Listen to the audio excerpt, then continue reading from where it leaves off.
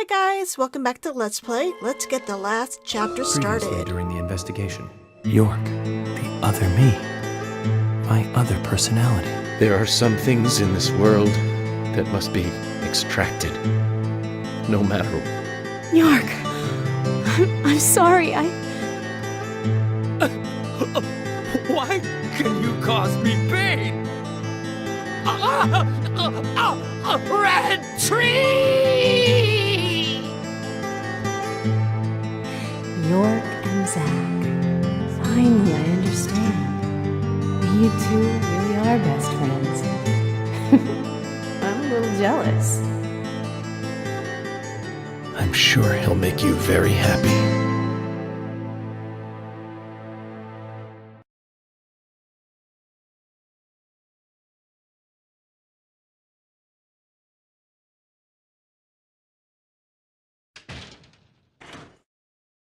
Look who doesn't have his mask on. Are you leaving today? No. Maybe. Zach, that story I told you the other day, did you believe any of it? Yes? The fact of the matter is that I couldn't save Emily. So it really doesn't matter whether I believed you or not. I'm very sorry about her. There's something mysterious about that picture. There's a calming beauty to it, and yet it exudes sadness. Harry, I have a few questions for you. About what, Zach? Your last name isn't really Stewart, is it? That is correct. It's really Woodman. Harry Woodman. George was my son. What? You were there in the White Room when I was there. Why? The same reason as your father.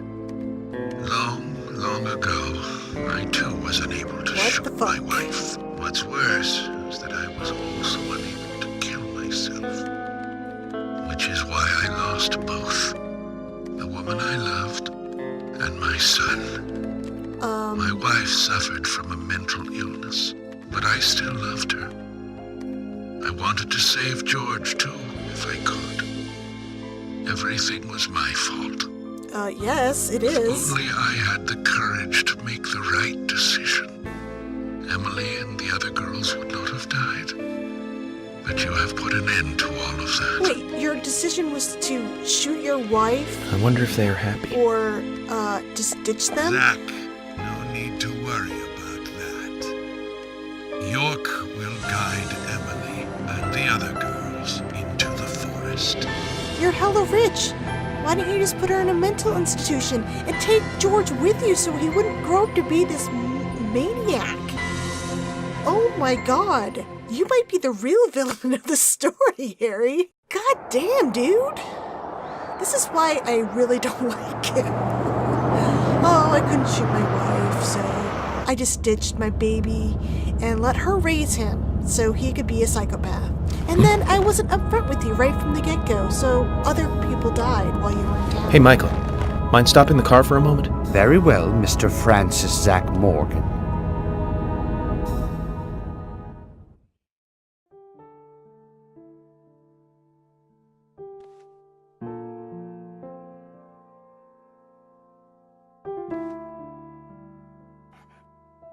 I heard you're leaving.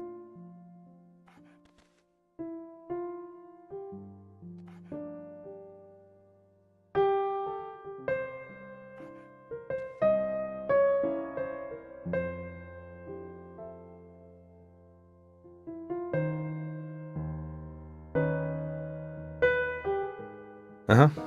That's right.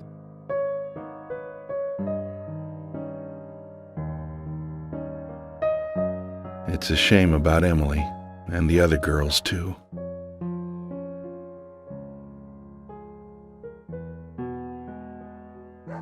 How are Isaac and Isaiah?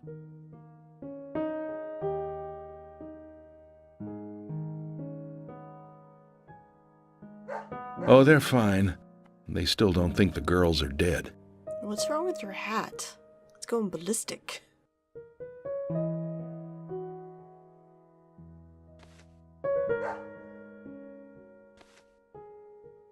Give it to him yourself. He's right next to you.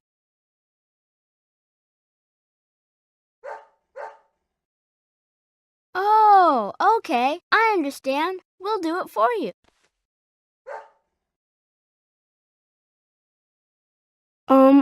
Emily kind of told us to give this to you. Emily said it's a present for Zach. It's her necklace. Thank you. Her mom's necklace. Where did you get this? Emily asked us to give it to you. See? She's over there. There's another Zach there too. You're twins, just like us. Emily couldn't give it to you herself. She said she's too embarrassed. So, she asked us to hand it to you. Emily really likes you, Zach. She really likes you. No, she doesn't. Not me. She really likes that guy York, the guy you see standing next to her.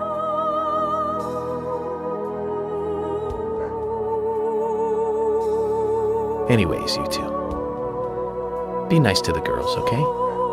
And they'll be nice to you. We don't like girls. Girls are boring. Hey. No, they're not. Grandpa's like, what the heck was that? Alright, not gonna question it. Gotta love him. Just full of energy. And talking to people who aren't there.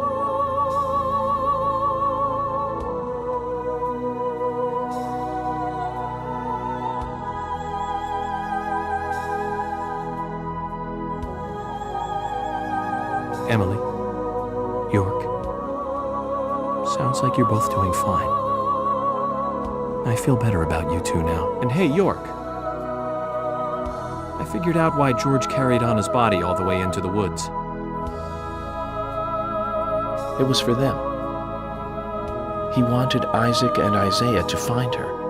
How is that a good thing? That's kind of fucked up. He doesn't know they don't see dead people. I mean, they don't see corpses. And they see ghosts and Mr. goddesses. Francis Zach Morgan, if you are finished, if you are, please, let us return to the car. No, we have shit to do, Michael. I'm sorry. No need for that.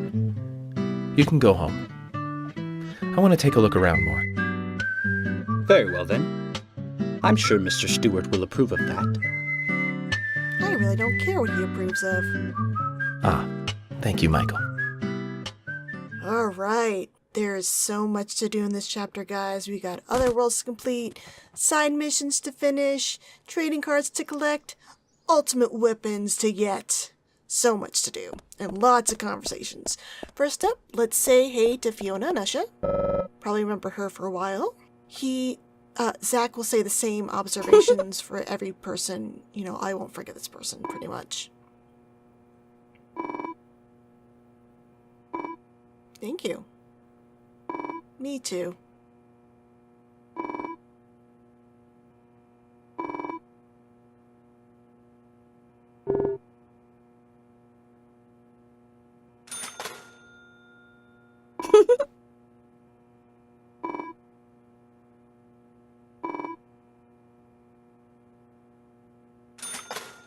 Alright, we're gonna talk to Usha, but first I want to check the weather.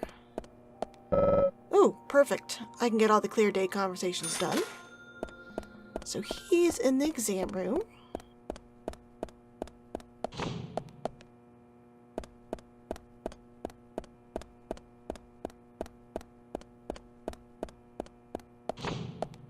Hey, Usha, how you doing?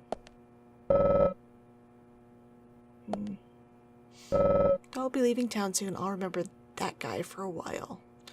I certainly won't forget him and his chess and chips obsessions. I'm sorry about that.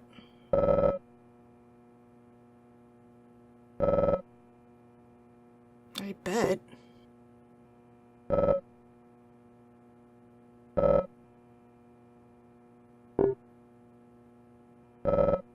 Yeah, that's understandable, really. Hey there.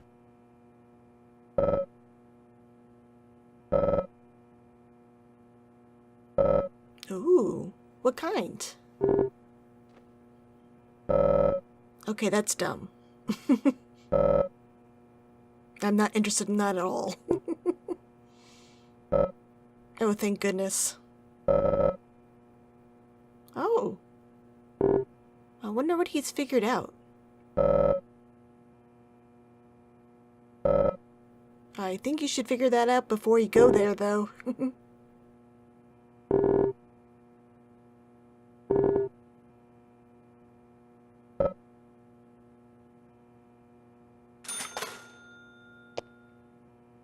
Hey there.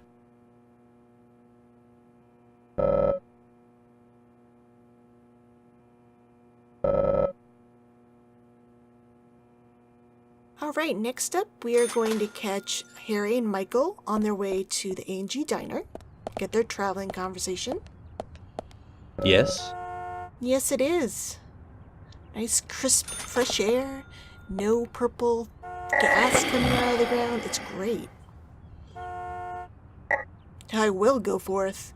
Go forth right to the milk barn. We need to talk to Keith and Lily. We have another side mission to start. Map Quest C. But first, let's talk to Lily. Let's see what she has to say. Hi there. Hi. Yep.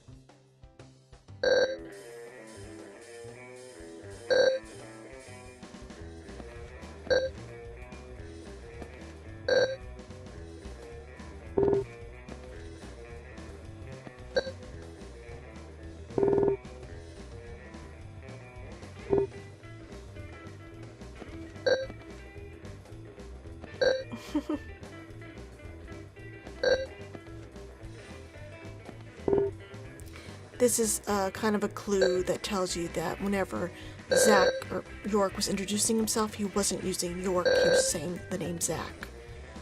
And a few characters will ask Zach who York is, so they've never met him. They've only seen the Zach persona, the white hair, the scar. He introduced himself with his real name.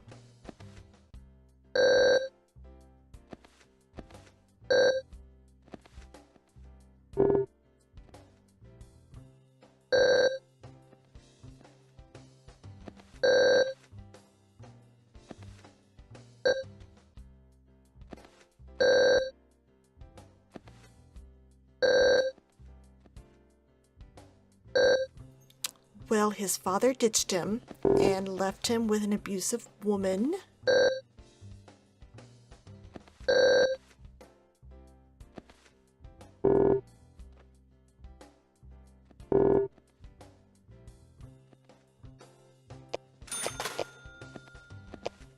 Hi there.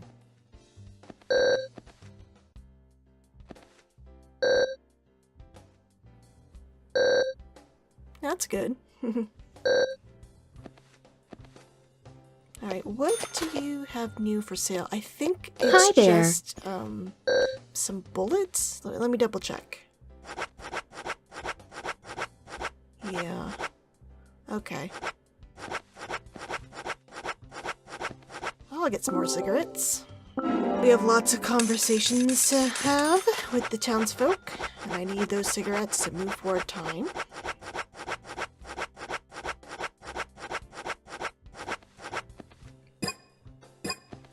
Alright, let's talk to Keith. Hey, bro! Correct.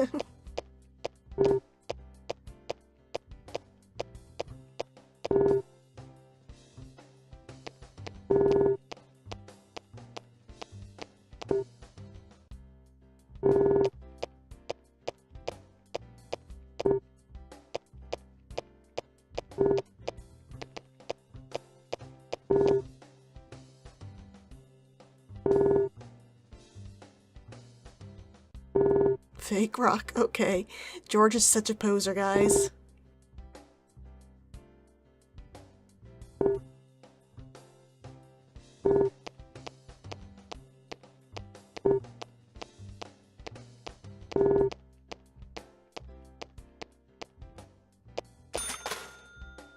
Hey, bro!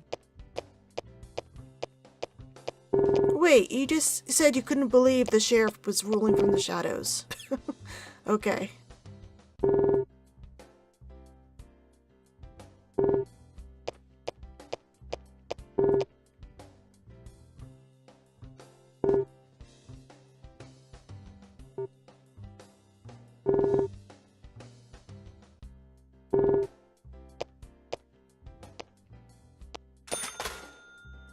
Hey, bro!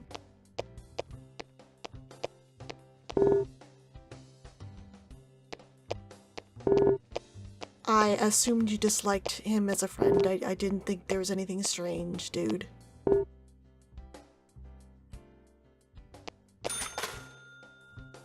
Hey, bro!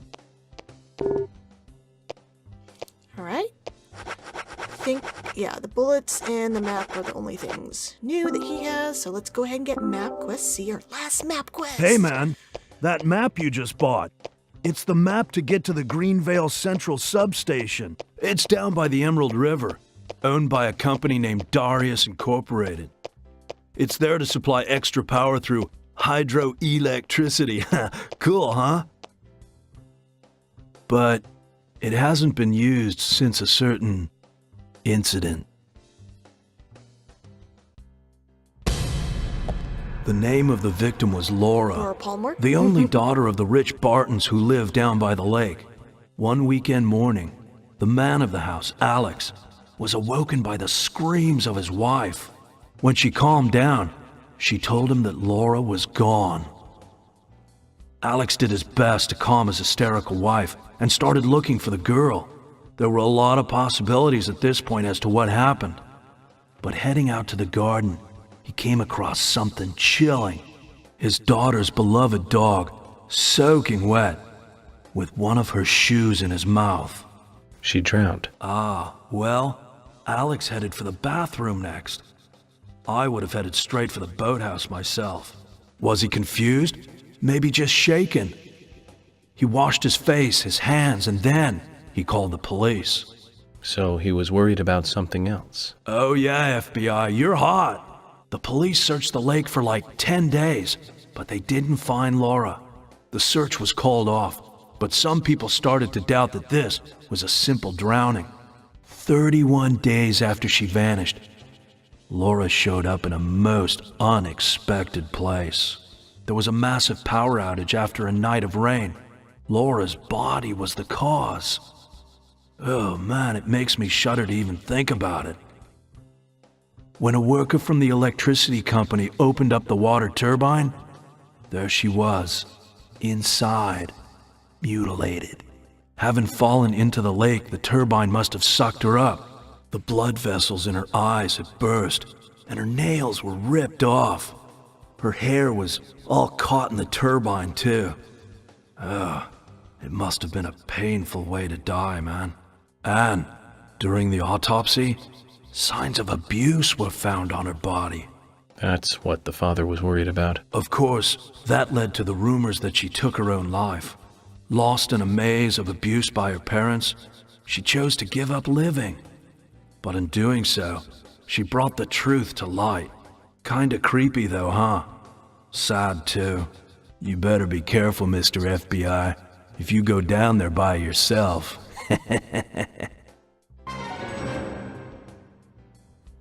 Spooky.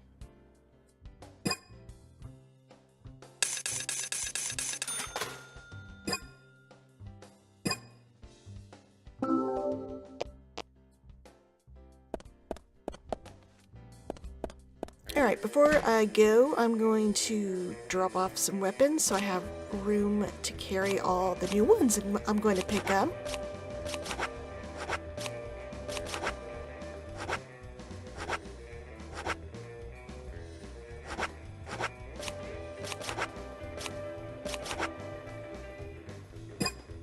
So next up, we're heading over to the A&G Diner to speak with Harry, Michael, and Olivia.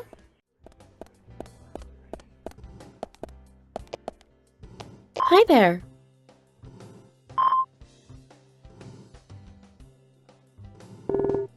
Really? It looks the same.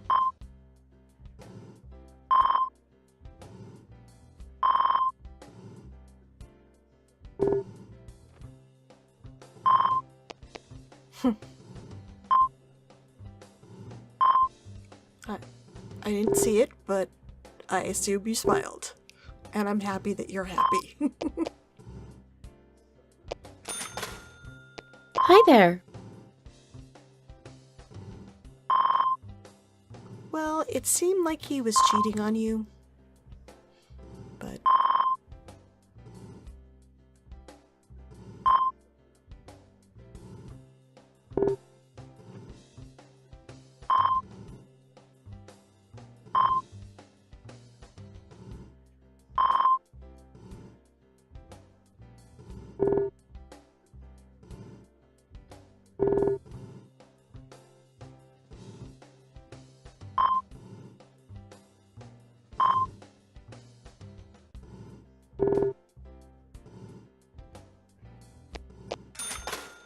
Hi there.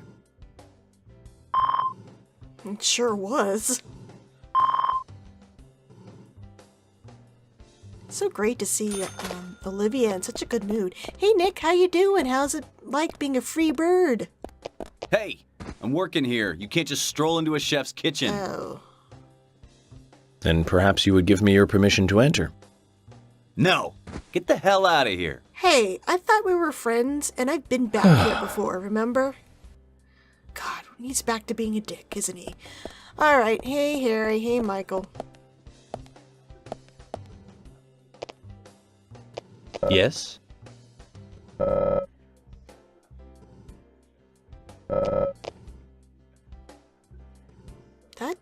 He didn't rhyme.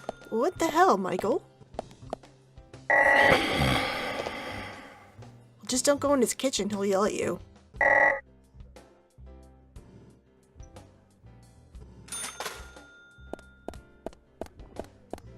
Oh, hey guys, how you guys doing? Are you still reeling about George, being the serial killer?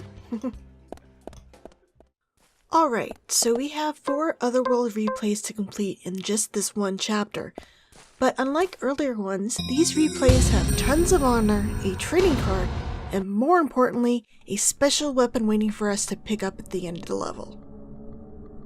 I don't know if it was just me, but when you guys were a kid, were you ever jokingly warned not to eat watermelon seeds because they could sprout and grow in your stomach? My mind always goes back to that whenever I see the death by tree sprouting in this game. Man, it's such a bizarre way to die. In an interview on Hardcore Gaming 101, Swery was asked where he got this sprouting idea from.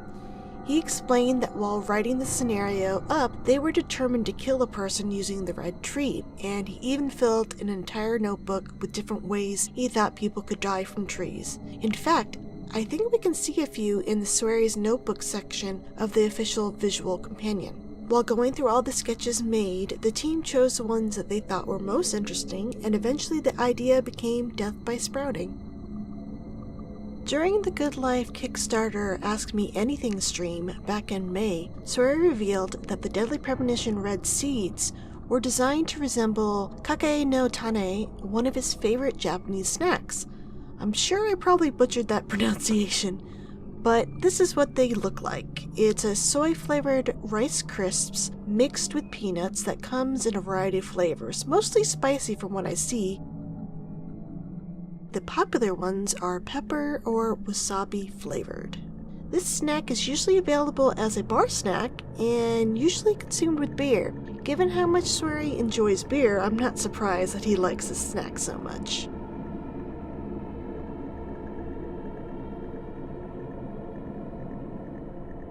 Alright, we got our first weapon! It is a grass cutter. How nice. I'm gonna test this guy out a little bit later when I do the Galaxy of Terra Otherworld. I used that weapon a lot when I was playing through the 360 version. Not so much on the PC, and you'll see why.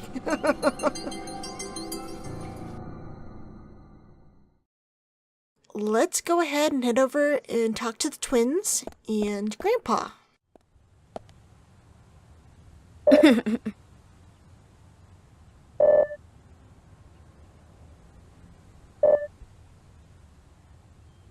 That's good.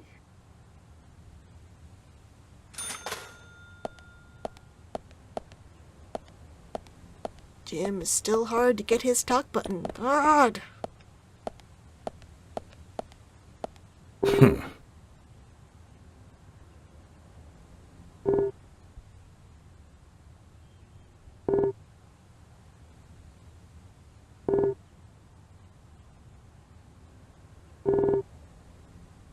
Yes, it is.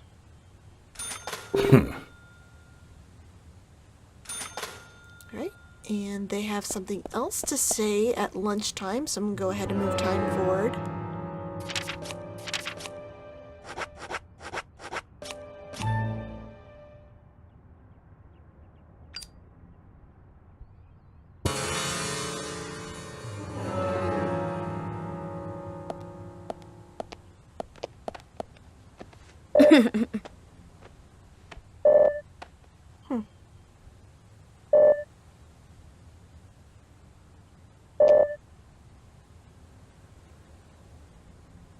Those sound like great promises. Hey, Jim. You know, it's great to see you in such a great mood. It only took till the last chapter for you to kind of like me. Alright, so one more gym conversation at 1300, so I need to move time forward again. This one, actually, you get a little bit more backstory on him. Oh, I kind of ended it a little bit too early. Okay, have a good nap, guys.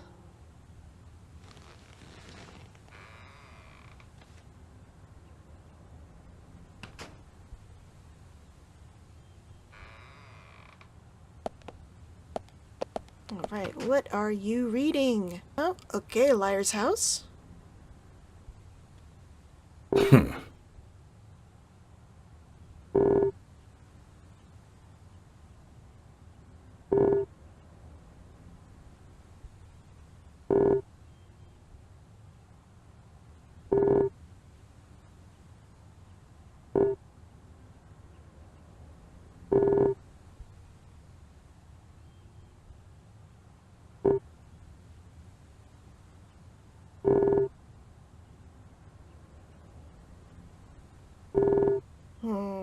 Kind of disagree with that.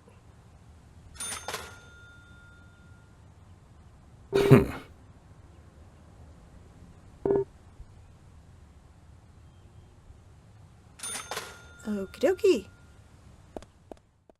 Hey, Quint.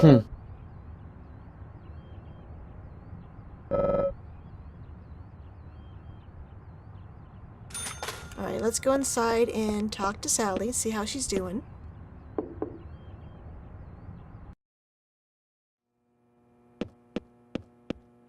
She's in the kitchen.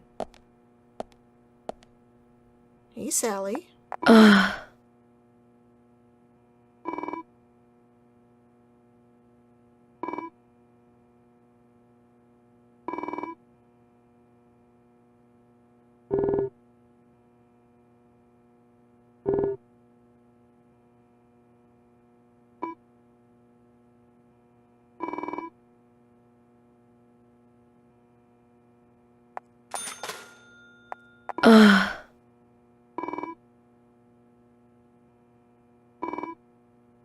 It's really nice to see her, you know, doing better.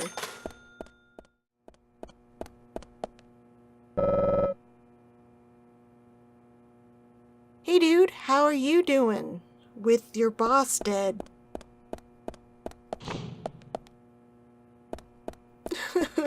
Thomas. Emily. George. Yep, no key. I just wanted to double check to see if there was one in there. Memories. Guys, remember when George would work out and we'd bother him? Those are the good old days.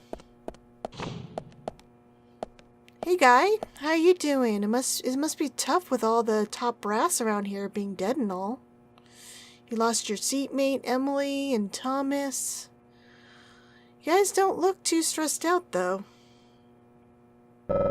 But I want to ask them how they're doing, Zach. How they're handling the change in management around here. Like, who's gonna be the new sheriff? I mean, these are the type of questions I would ask. See how they're gonna handle things from now on.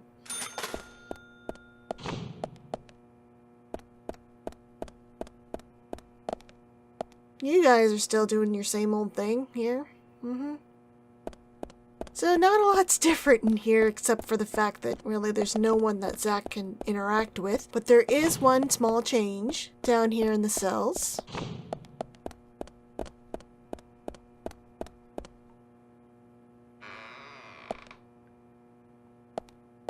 The cell here with the mattress.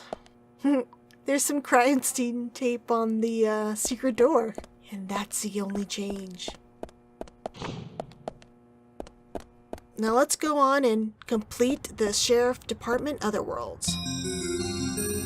You know what I find a bit disappointing? That the game never really explains the nature of these Otherworld sequences within the world of Deadly Premonition. While playing through my first time, I believed that what York experienced was just all in his head, since the other characters seem oblivious to any and all dimensional shifts. We have George, Thomas, and Emily blissfully unaware of shadows lurking just around the back of the Muses Gallery. And more importantly, none of the townsfolk, even those who stayed out all night, never mentioned how dangerous Greenvale was after midnight. It wasn't until I was in control of Emily and saw her reaction to the shadow presence within the clock tower during Chapter 21 that it even occurred to me that the dimensional shifts might actually be happening within the real world. We know the red seeds have a hallucinative effect on humans, so it could be argued that what Emily experienced was just a hallucination brought forth by a combination of a highly stressful situation and the sudden release of red seeds gas from the ground due to the sudden downpour right before she entered the tower. Heck, it could even be argued that since Emily has repeatedly stuck outside for long periods of time in the rain waiting for York to finish investigating different crime scenes, that by the time she entered the clock tower, there was enough concentration of gas within her system that her stress and worry easily triggered the appearance of the otherworld. But if it was just a hallucination, why would it directly mirror that of Agent York's? Why see a place invaded by purple fog and populated by shadows? It's not like York ever spoke to Emily about his trips into the otherworld version of the crime scenes he investigated. Just where would she get the idea if it was all just in her mind? Well, I'd argue that while the remnants of the red seed gas being released in a rainstorm does have an effect on humans, I'd argue that it only has the same effect as it did back when Kaysen released it on Greenvale back in 1956. With enough of a concentration and exposure, it can fill a human with uncontrollable homicidal rage. Think about it. Why was Thomas so violent with Emily? Sure, he was having a mental breakdown and was super angry that she was the object of George's affections. But murder? I don't think so. Something else pushed him to that extreme. The Thomas we knew could barely keep it together whenever he was in the presence of a dead body or extreme violence. Did you guys notice the concentration of the purple-tinted fog within the tower? It was literally rolling down the stairs. I think that fog was really red seeds gas that had seeped out of the ground, and it's more than likely that his homicidal rage was a direct result of his mental state and the exposure to the concentrated amount of gas flowing through the tower at the time. I mean, Thomas isn't even the only person we witness completely lose it after exposure of a high concentration of gas in modern-day Greenvale. Remember those timed puzzles we encountered while investigating the lumber mill in the Muses Gallery? If we failed to solve the puzzles in time, the room would completely fill with like a purple fog, and York would completely lose his composure and laugh maniacally within minutes, resulting in an instant investigation fail. Okay, if I don't think the otherworld is a hallucination brought on by repeated exposure to the red seeds gas, why are both York and Emily experiencing it? It's actually quite simple. The otherworld shifts are supernatural in nature, and they are all due to Kaysen's evil influence on the town.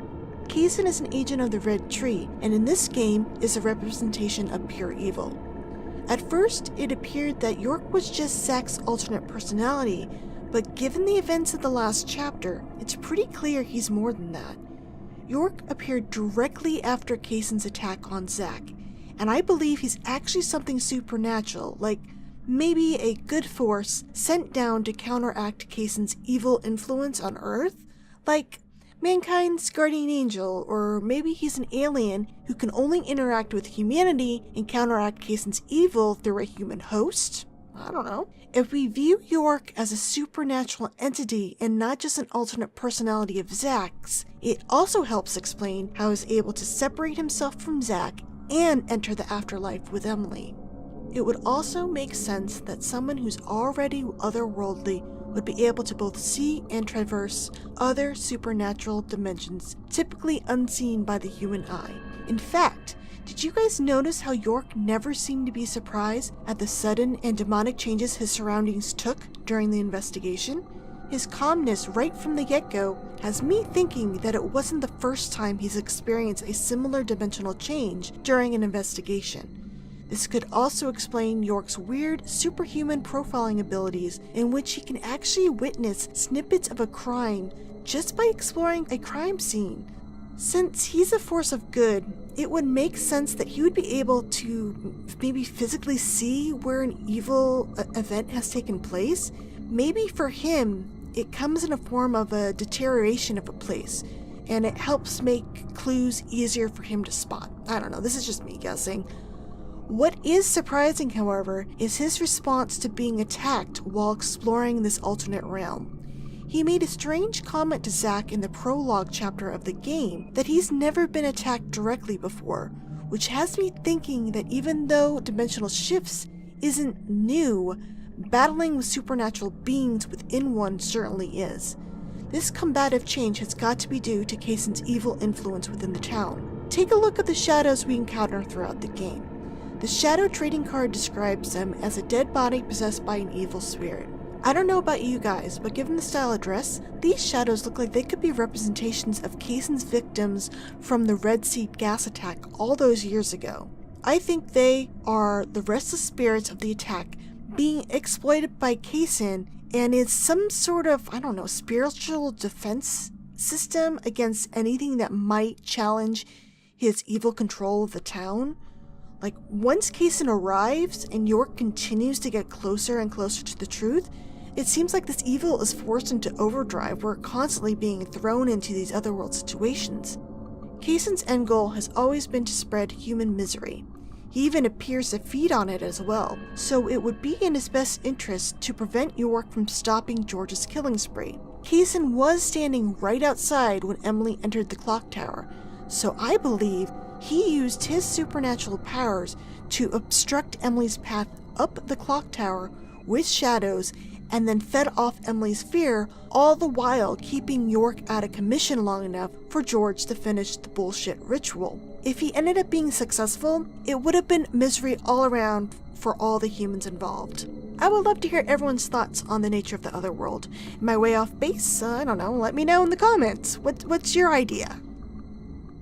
Alright, special weapon here is the axe, which is really no surprise given that we were fighting George at this level. And there's a random tree log growing out of the ground.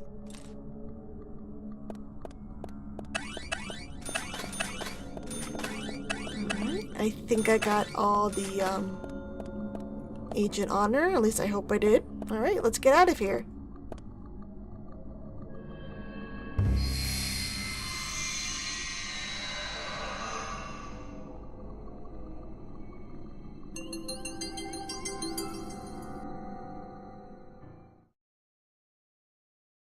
Alright, let's go on and complete Keith's last map quest. It's right across the street from his house.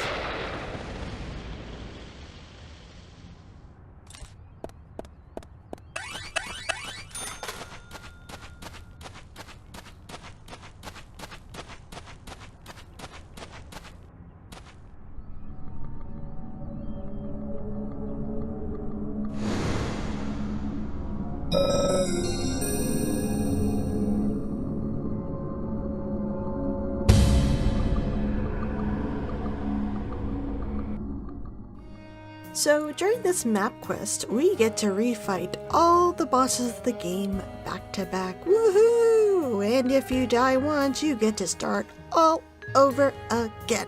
Super fun. Not really. Alright, and after each little battle, you come to this little circular room. It's locked. You have a bed to sleep on, and you'll win a small item after each completed fight. We got some bullets for defeating Thomas that I will not use. Yeah, and just to continue forward, just go through the door next to the record player. I remember that a common complaint for the game is that it appears to go off the rails in the last act, with characters going crazy and in George's case suddenly becoming like monsters. Swery was questioned about this in a hardcore gaming interview years ago, and he said he didn't think it was strange, as the game's craziness comes on gradually with, fighting the shadows right off the bat. It's established that there's already some kind of craziness going on in Greenvale. And in the end, the craziness is ramped up, so naturally two characters have to mutate and take on bigger weird forms. He says the storyline still tries to maintain the realism and believability, and that sure, there may be gaps requiring suspension of disbelief, but the gradual curve was designed as such to confront those two characters towards the end, where the craziness is ramping up. And I gotta agree, I mean, it is weird, but given what we played through up until that point, I didn't find it that crazy. I was like, oh, okay, this is the thing that's gonna happen, let's go for it. Woohoo! Die, George!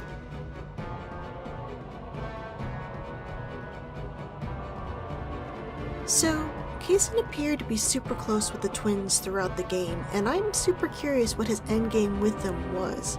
It's clear that the twins were receptive to the supernatural changes in Greenvale, as they could clearly see the goddesses in the forest and could even communicate with them. But they never commented on the darkness. Maybe they were too young and innocent to experience the evil side? I don't know. I think their natural perception is why Kaysen was so interested in spending time with them and kissed up to their parents. I'm certain Kaysen wanted to corrupt them and make them agents for the Red Tree when they were older. Thankfully, York and Zach got in the way of that plan. Now, unfortunately, even with Kaysen out of commission, the Red Tree is still a looming threat to the world as Willie is still around. Swery did say in a Destructoid 2011 Q&A that Willie is Kaysen's keeper, and I guess gives Kaysen orders from the Red Tree, so if Willie's still around, there's still evil around. I'm sure he will just hook up with another Kaysen somewhere else. I kind of believe that there's multiple Red Tree agents on Earth at a time wreaking havoc. Maybe the multiple Kaysen dolls we saw on the United States map were different active agents within the country. Maybe whenever a human is recruited to the Red Tree's side, they end up taking a Kaysen form? I don't know. What do you guys think?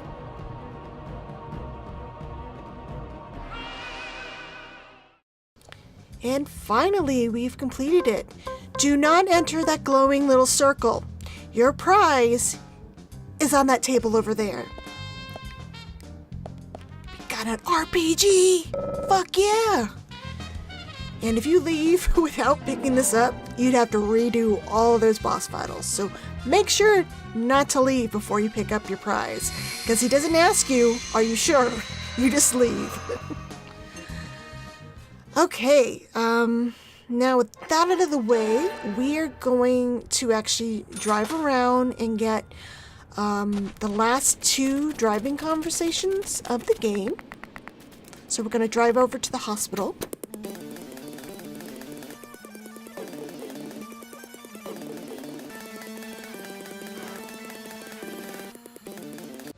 York, can you hear me?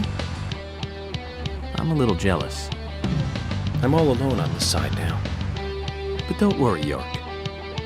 I've had it easy for so long having you with me. I need to get used to being on my own. Oh. Okay, and his second one took a little while to pop up, so I'm just gonna skip to the section where he actually starts talking again. Did a lap around the back of the hospital. One more thing, York. I hope things are going well with Emily. You've always been horrible with women. I gave you tons of advice during your last relationship, and you ignored all of it. I'm sure Emily will take the lead. Just don't fight her. Let her steer you in the right direction. Okay, so we will head downstairs and talk to Usha. Got some funny conversations coming up.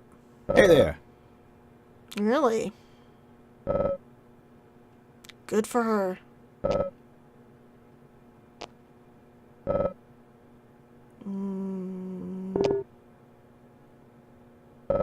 That mean you're dating or something? You didn't want me to think that?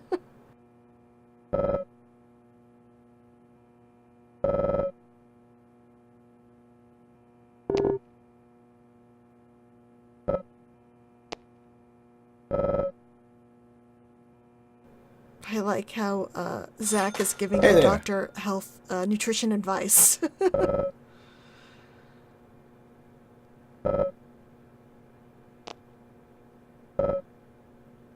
Start eating healthier. Okay, so new conversation at 14:30. It's really funny.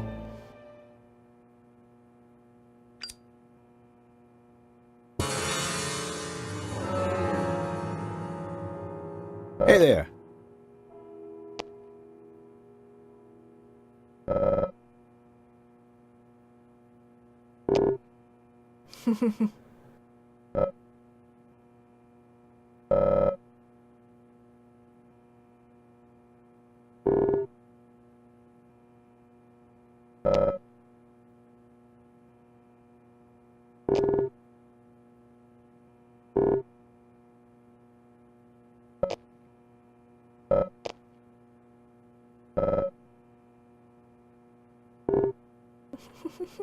Poor Zach.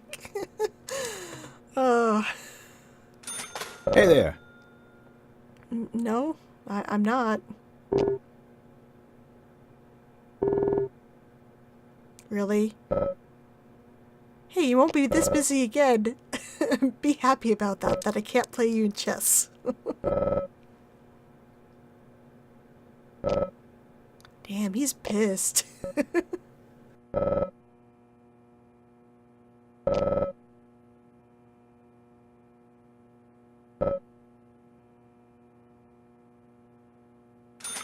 Hey there.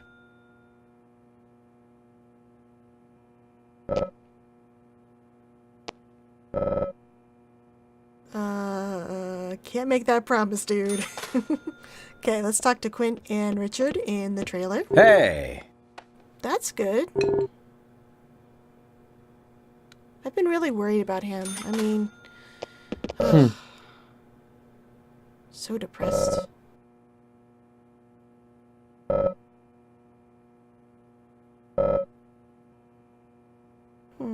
It looks like his spirits are up, which is really great. Okay, we are going to move time forward to 1600 and get the 2 more of their conversations. Richard reveals something pretty surprising. Not really, but some happy news. Hey.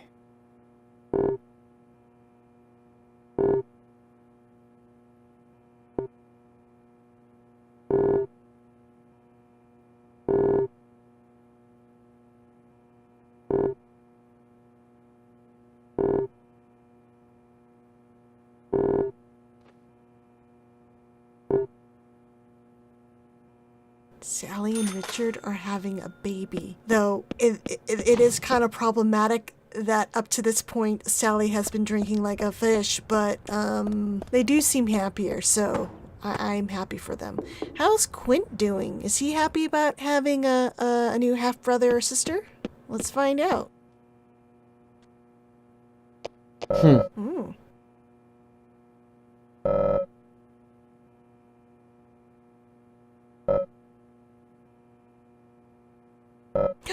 We're friends. He doesn't hate me anymore.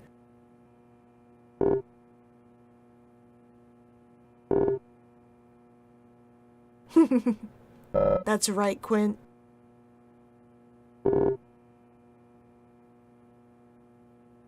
See, again, asking who the hell York is. Not knowing who it is. Yes, he does. Yeah, except his friend just left him. I will.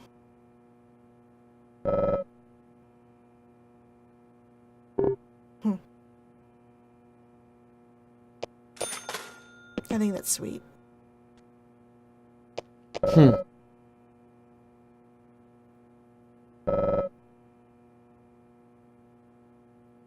That's one good thing about, taking your time with this epilogue chapter. You get a little bit of closure with all the characters and see how they're doing and how they're looking forward to the future, which I really like. The game doesn't just end.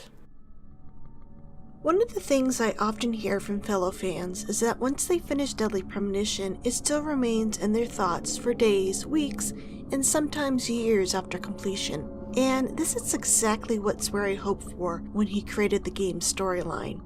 In a Gamasutra interview, Swery said that placing the player in the role of Zack and keeping York in constant contact with them encourages players to not just play, but play along with the story. When the storyline was developed, the intent was that the player would hopefully feel that they matured a bit by playing the game, that some kind of growth would have occurred. For this to happen, the main character also needed to have some changes in their life. They would have to lose something dear to them. York loses Emily, Zack loses York, and ultimately the player loses Greenvale. These losses are what lingers with the players, so that even when they are no longer playing in the game, they still think about it. And I agree, we didn't get the typical happy ending in this game, and I think it's better for it. I bet if York was able to save Emily and ride off into the sunset, the game would have lost a lot of its impact. That sort of ending is so cliche. We tried so hard to save everyone throughout the investigation, yet we failed over and over. Exploring Greenvale during the epilogue is so bittersweet. You have the remaining townsfolk thanking you, but it just feels hollow because we've lost every single character we grew close to during the investigation. When I walk into the sheriff department and find there's no one Zack can actually interact with, I get a bit sad. Hearing Zack speak to York while driving around town, knowing that York will never respond and that Zack is alone for the first time in his life, again, so sad.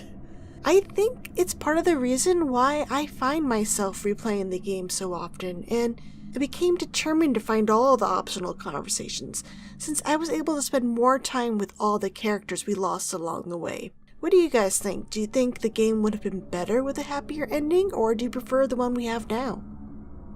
Okay, we're gonna pick up our special weapon, which is a chainsaw, which is really cool. But there's also 2 more observations I can make, which I couldn't get the last time we were through here because of the whole cutscene with Harry. Various pieces of information flashing by constantly, a pocket of civilization way out here in the countryside. Okay, and what do we have on the table? We got some books. Oh, look, the diner cover book. I can't really read that other one. Midnight Map, maybe?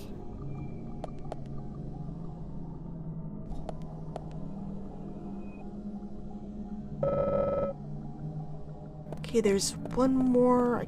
I think it's around the back of the bookshelf. I like how the computers are constantly just going through information, even though no one's down here. Yeah, I think it's over here. A large amount of data filed away. I'm curious as to their content, but now is not the time for this. Dude, we have all the time in the world. The case is over.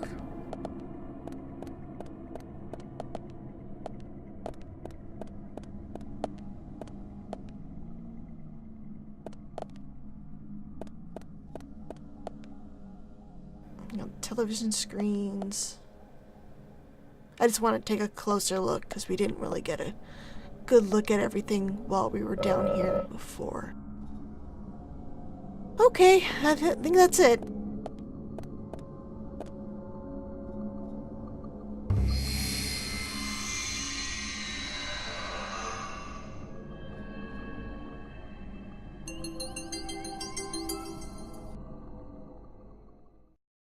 What's pretty cool is, at this time, we can catch Michael doing something pretty cool. So let's head inside.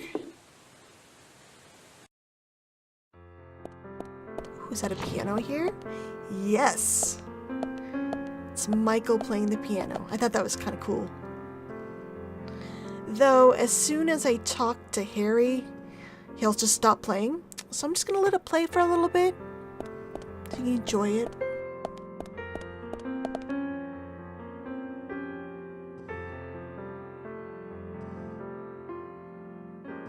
He's very good.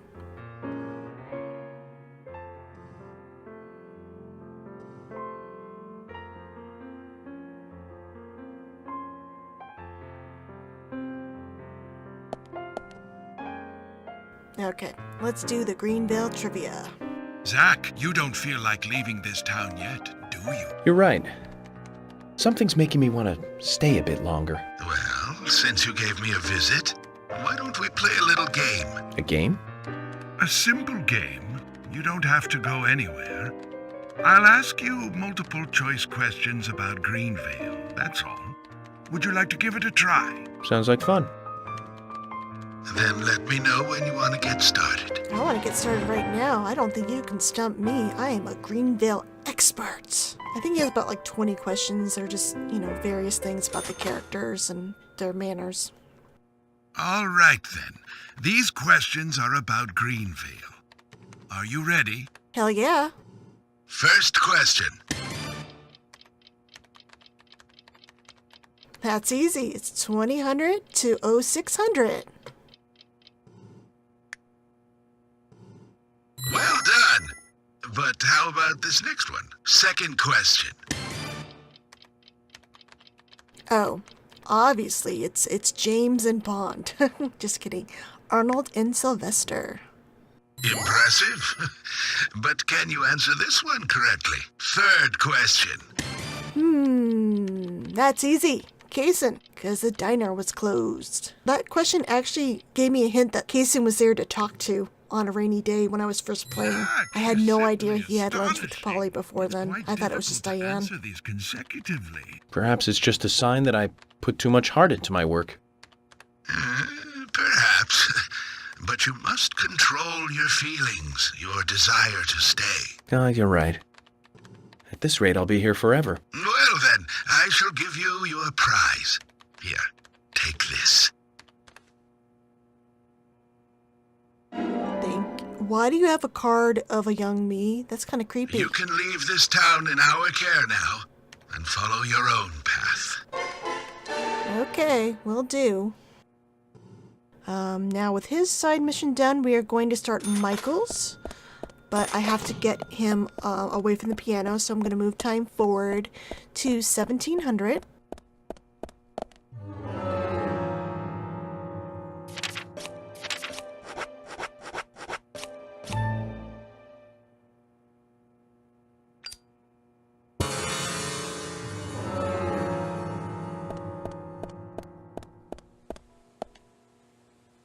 Yes? I know, he's not rhyming. I'm worried about him. Alright, so he's playing coy, but we will get to the bottom of this by searching through his stuff.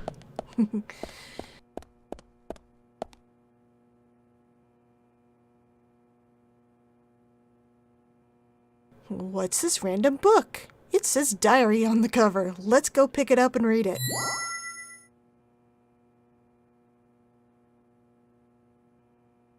What's this? Day 2190. It's my 6th year working for Mr. Stewart. On this special day, I have noticed something terrible. I've lost a most precious object. Day 2192. I've looked everywhere, but I still cannot find it. I cannot discuss this with Mr. Stewart. What should I do? The precious bird carving that he gave me. Where did I put it? Day 2193. I have searched inside and outside. Even in the car. I've looked for it at night so Mr. Stewart wouldn't find out. But I cannot find it anywhere. Maybe I should just give up. So we need to find his bird carving. It's not around the house. It's actually over in the A&G diner on a booth seat. So we'll do that a little later, but first let's get Lily's traveling conversation. Hi there. Hey kids. Oh, I forgot you can't talk without the other.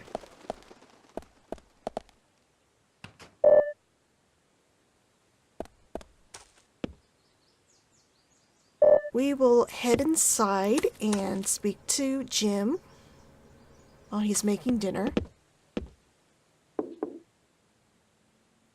Whoa! The guys are scaring me. Okay. Hey, Jim.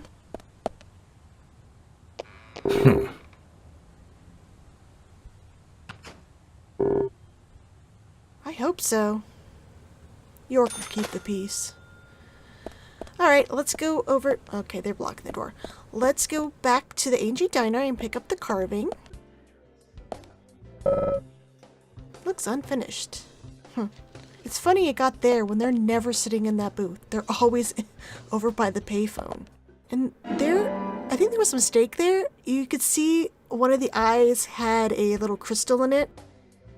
That's not supposed to be there. He's not supposed to get a crystal in the eye until later.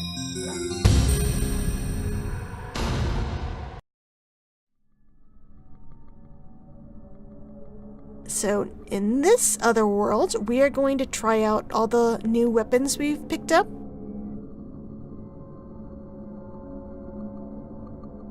Let me get it. Okay, let's start with the chainsaw. What? There we go. It works pretty well. It's a little slow though when you go and do your swinging attack, but it's so powerful that it can kill shadows and slice through mannequins with ease.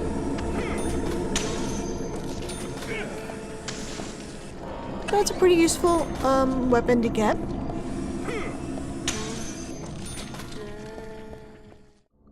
Let's go, and we're gonna try another one. Alright, get grass cutter!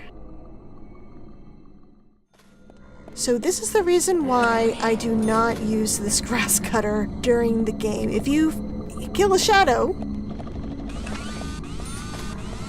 that buzzing will continue and just kind of stack on each other and not stop. Pretty fucking annoying. It's still going. But as soon as we leave the room, it stops. So we're gonna move on with the axe. This one kind of Dang it. This one reminds me a bit of the ice axe with how fast it can cleave through boxes and mannequins and whatnot. And you get that nice overhand swing, so you can also get the little boxes as well. Oh, that's a pretty good weapon.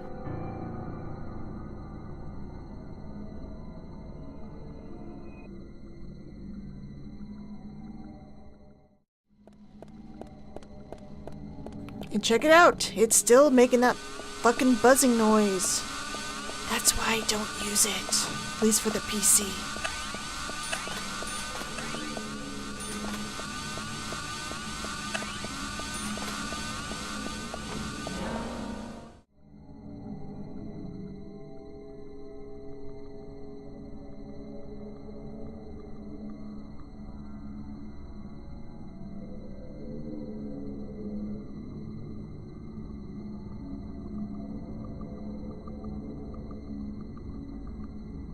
Okay, time to test out the RPG. Very powerful. You can take out pretty much anything in one shot.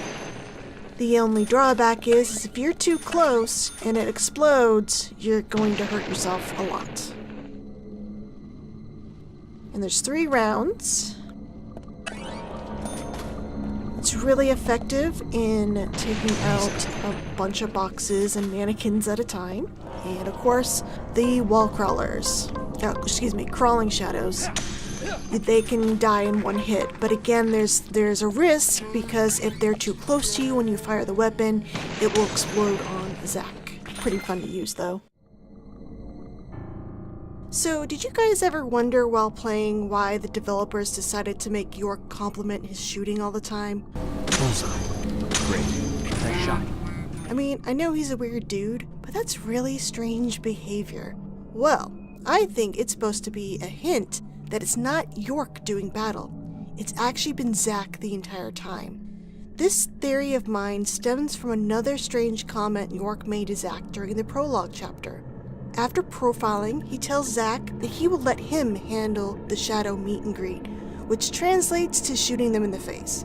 I believe whenever York has to fight in the other world, that's when Zack takes control, and York spends his time profiling and giving encouragement to Zack's marksmanship. Zack may be too afraid to face the world to socialize, but he sure knows how to handle a gun. The only problem with this theory is that, we still hear him complimenting himself when York is out of the picture, so yeah, I still think it's a cool theory. What do you guys think?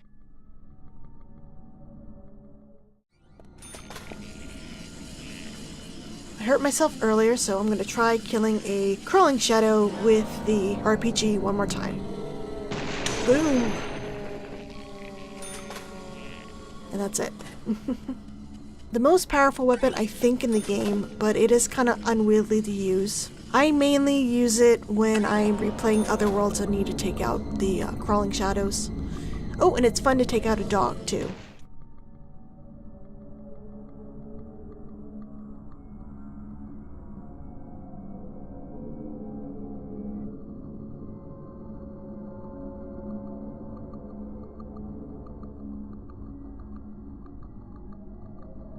I touched upon Deadly Premonition's cult status here in the West earlier in this Let's Play series, but I don't think I ever really talked about its reception in Japan.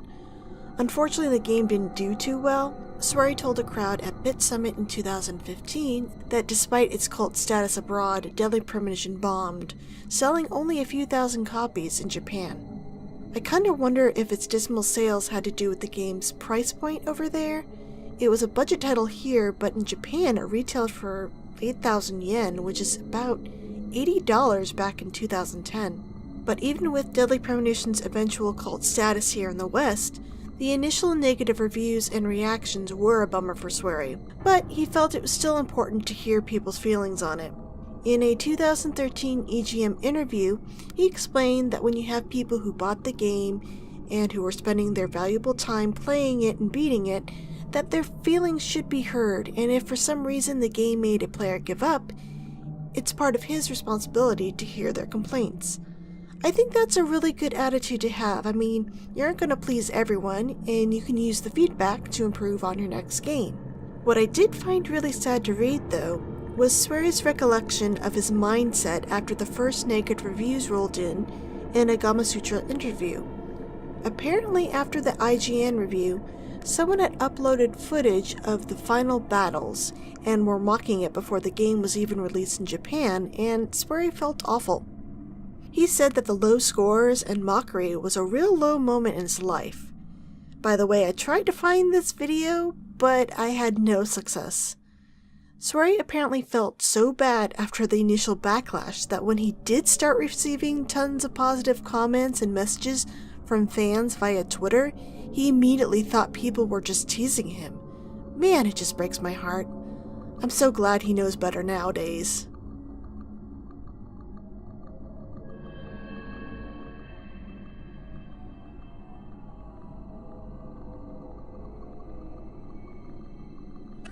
Yay! Time for the weapon. We got an assault rifle. Yeah, it's an okay weapon. Its attack power's low, sort of like the submachine gun, but it has less bullets. And I'm just checking again to make sure that there was an observation about Carol's name being on the side of the piano, and there wasn't.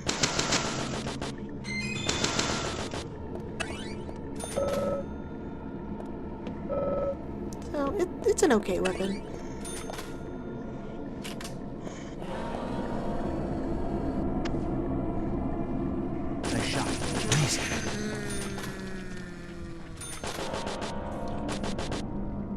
Bullseye. Nice shot.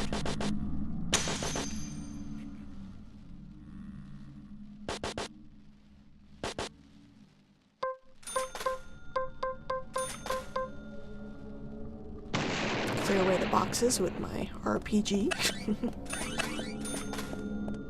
And that's the last weapon we will earn from another world. There's still one more special weapon we can pick up, but we can't get that until we complete Wesley's card side mission.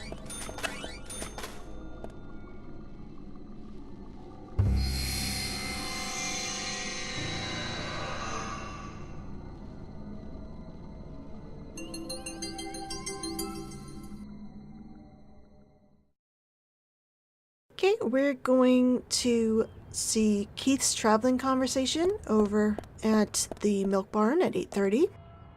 Hey, bro! Doesn't say a lot.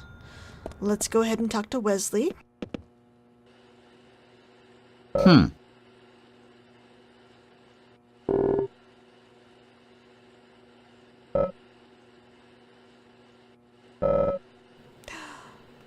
Why?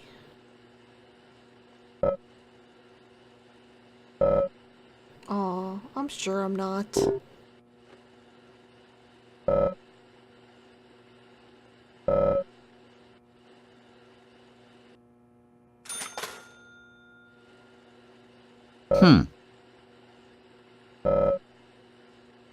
Will do. We'll come back later and finish up his side mission after I finish Michael's. Because we need that last card.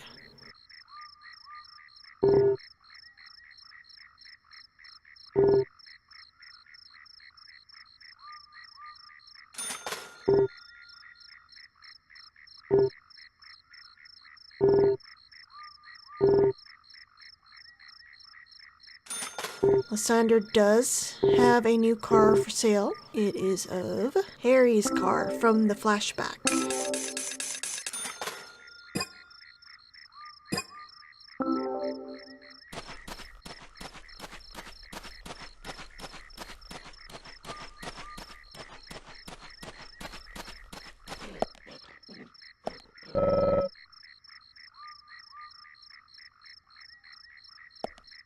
Let's go ahead and get in.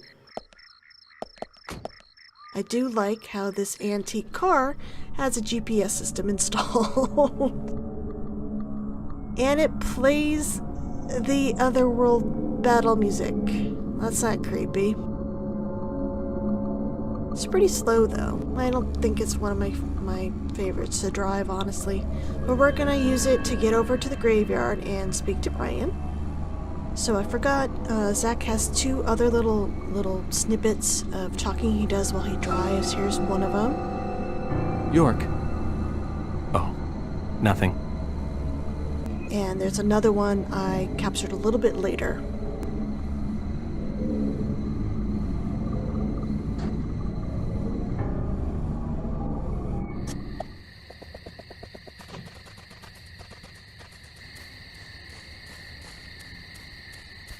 Where is he?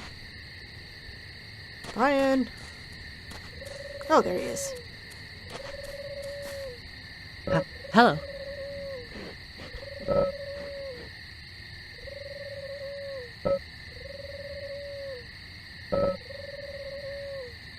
That's not ominous. Alright. Here's the second little clip. So much has happened since we came to this town. Okay, let's go talk to Usha and Fiona as they're leaving the hospital. Hey there.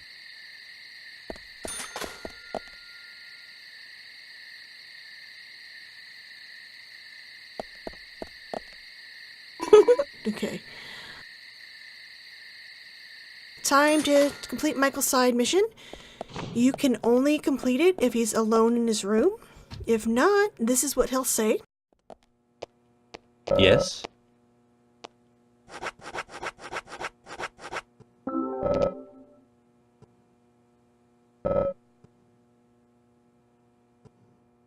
Yeah, so you can't give it to him if Harry might be around. So let's go ahead and give him the bird. Yes?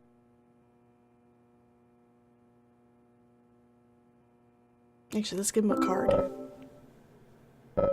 It's a Milk Barn card. 50% off. Yes?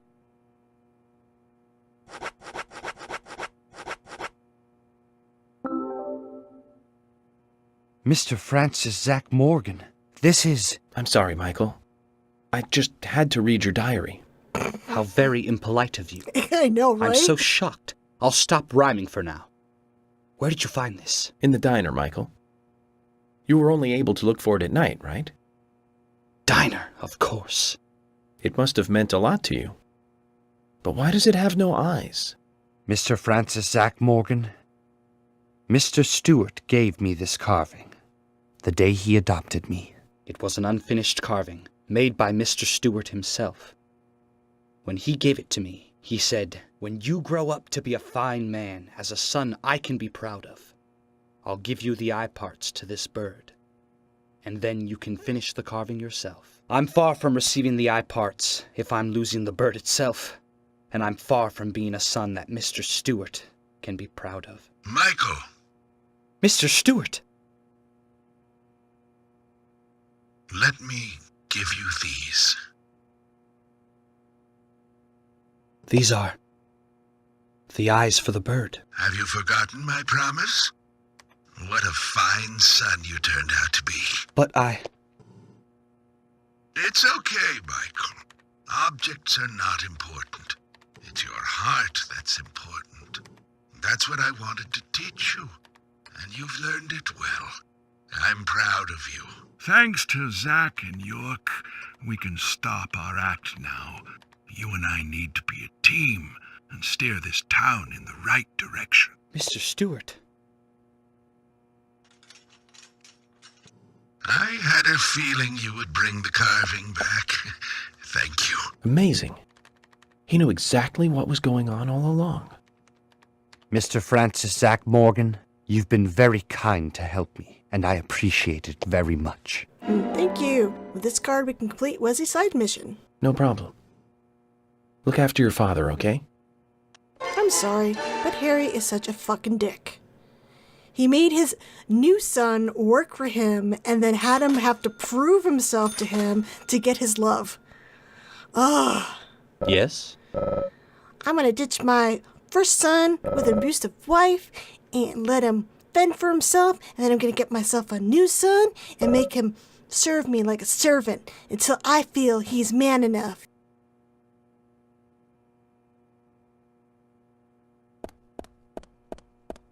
Alrighty, so it says one more thing at 23:30. And what's interesting, now in the epilogue, you will not get kicked out of the mansion after it closes. You can stay in there all night if you want.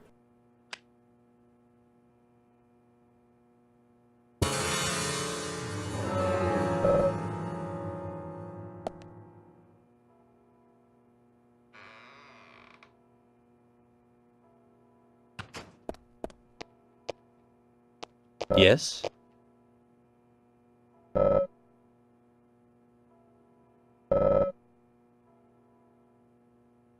So let's go ahead and head over to Story 65, see how everyone's doing.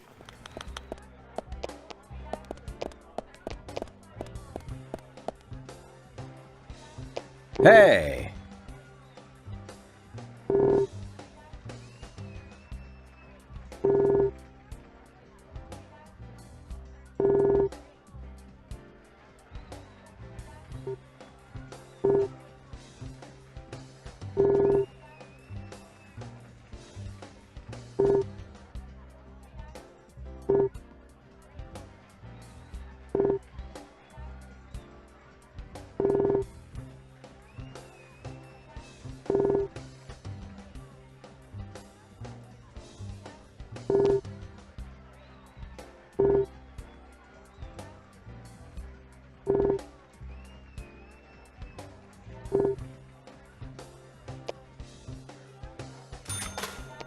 Who will become sheriff, though?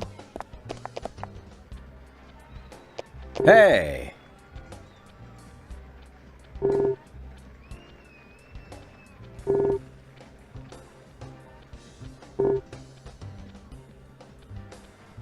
What? Oh!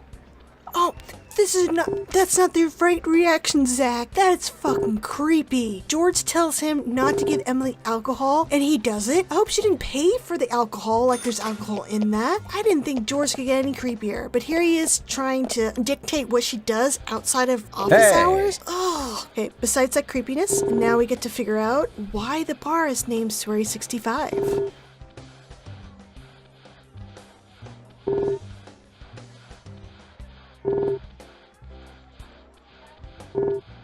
I think it's really cool that there's so many in-game explanations for a lot of the weirdly named places.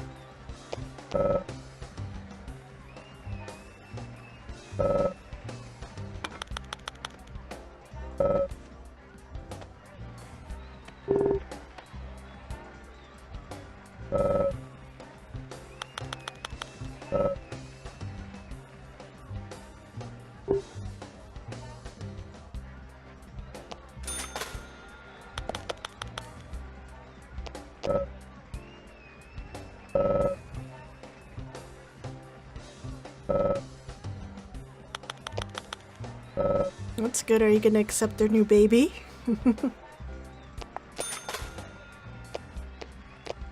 Speaking of which, Sally, how you doing? You're up and walking around? It's awesome to see. Oh, sorry.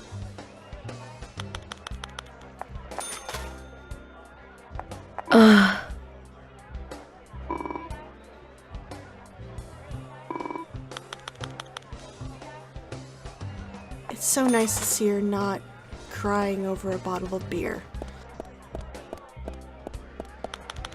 I'm gonna go ahead and get something to eat from Quint.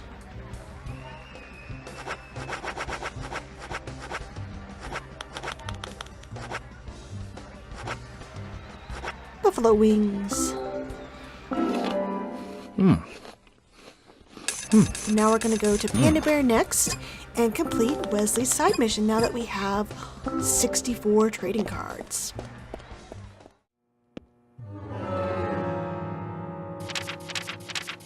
Look at that collection. There's still one missing, but we'll get that later. We don't need that one to finish this side mission.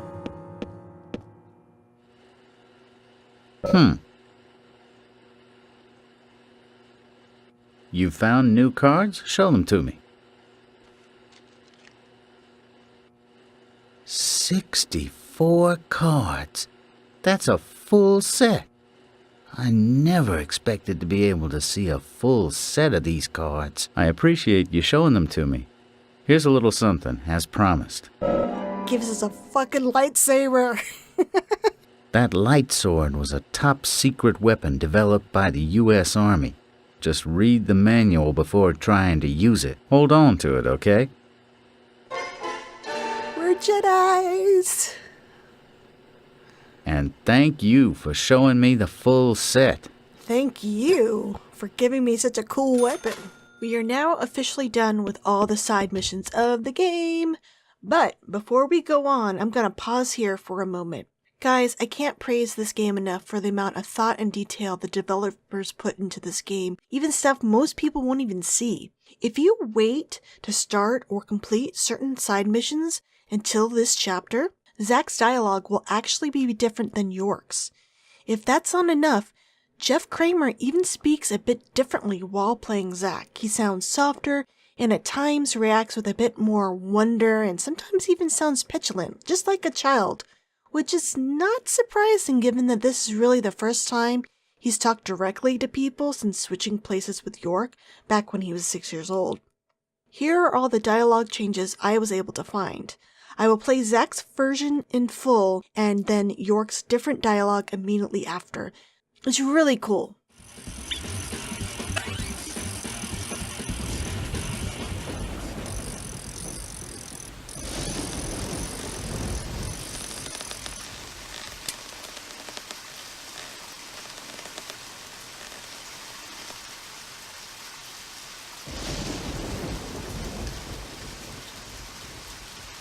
That was a monster-sized fish. The town doesn't cease to surprise me. I wish York could have seen it too. There's no way a normal fishing rod could ever reel that monster in. I need the advice of a local fisherman for that puppy. in case you guys forgot, this is what York originally said when he lost Tabitha. Zach, did you see that? Now that fish was huge. You'd only see something like that in the countryside. I bet I'll need a better rod to reel that monster in. We need to find someone who knows more about fishing here. So slight differences, but still really cool. This makes it your 6th time. To thank you for being one of our best customers. Today, you get the special service. Now let's find out if Zach really would have loved the special service. Here we go. Ooh. Bubbles. Washing cars is fun. Shiny. Looks pretty.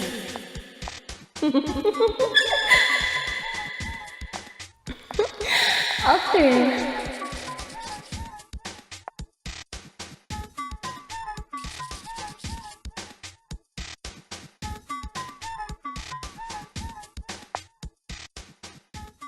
Ooh, that was fun. Come again.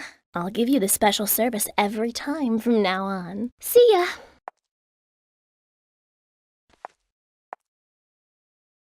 That was quite a show. I'm sure York wouldn't have liked it much, though. He certainly did not. In case you need a reminder, this is how York reacted. Zach, that was some aggressive car washing. She's crazy. Like a cat in heat. You may have liked it, but I never want to go through that again. And check out the differences in how they react to Jack.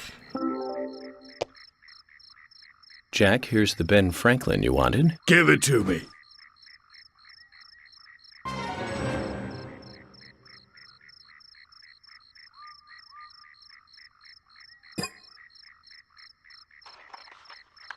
Hey there, Benjamin. I wanted to talk to you. Have you heard this yet? I'll tell you another one when I see you again. That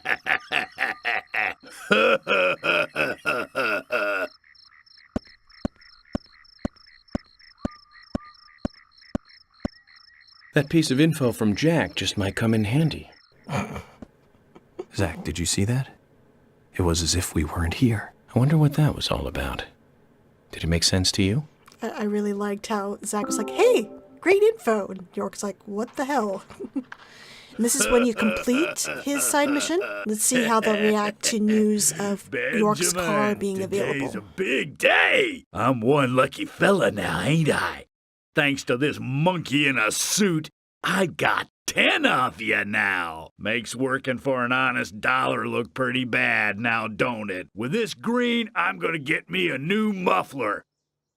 I better get over to the general's and look for one. Reminds me, man, that general. He was going on about some high-fly car that just came in. Said it was the car that FB idiot drove into town with. Must be a sweet-sounding ride, though. I bet with a little tuning it would run pretty smooth. What do I care? It ain't my thing.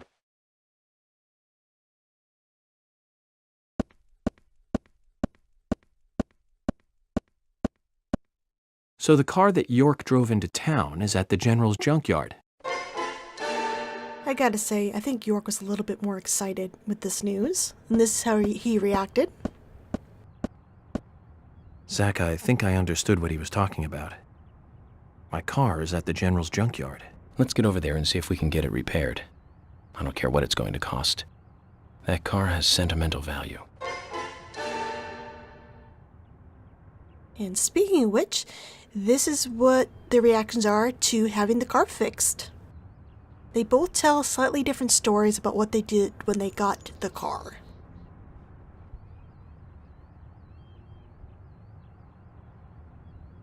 This car was with York since he first joined the FBI. I'm glad we were able to get it fixed. The first time we took this car for a spin, we went to a convenience store a few blocks away.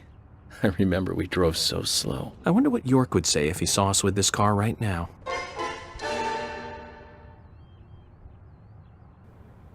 this is what he said, if you guys need a reminder. It feels so great to be back in my own car, Zach. Remember when I bought this beauty? We took it for a spin together. But in the end, all we did was circle a few blocks and return home. You guys went to a convenience Hardly store. worth starting the engine for, really. The General did a good job, though, didn't he? Next up are all Sigourney's side missions. It's kind of funny how Zach responds to Sigourney versus York. Hey, Sigourney. I'm glad you're here. My pot, it's getting cold. Please, let's get going. Could you explain what you're talking about? What are you rambling on about? My pot's getting cold as we speak. Hurry! Hurry! She certainly is pushy. York, how would you get out of this situation? Let you in on a secret, Zach? He wouldn't. He's a pushover just like Hurry! you. Hurry! Zach, I guess we're going to have to drive her home. But I wonder what happens when her pot gets cold. Okay. And this is how they react to failing, which I find kind of funny. Sigourney, what's wrong? Don't tell me. It's exactly what you think. Thanks to your slow driving, my pot got cold. Oh, you're just useless.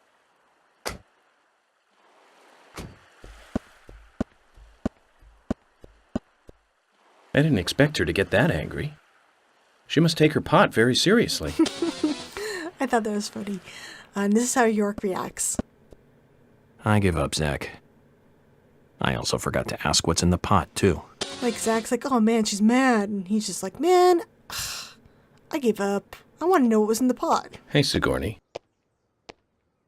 I'm glad you're here. My pot, it's getting cold. Please, let's get going. Okay, no problem. By the way, what's in the pot? Does that really matter? Now let's get going. Hurry! I can't help wondering what's in that pot. But I should get her home first. Once we get her home, Zach, let's ask her again. Now that you guys have heard a lot of these back to back, do you notice the difference in their cadence of their voices? I think that's really cool that Jeff Kramer went to that sort of detail. Like York and Zach sound different, even though they have technically the same voice. Okay. I need to get to know the pot better first. That's right. Now hurry up. My pot is getting cold. Well, let's get a move on. I'm sure the time to get to know the pot better will come. He sounds so excited. My pot is getting cold.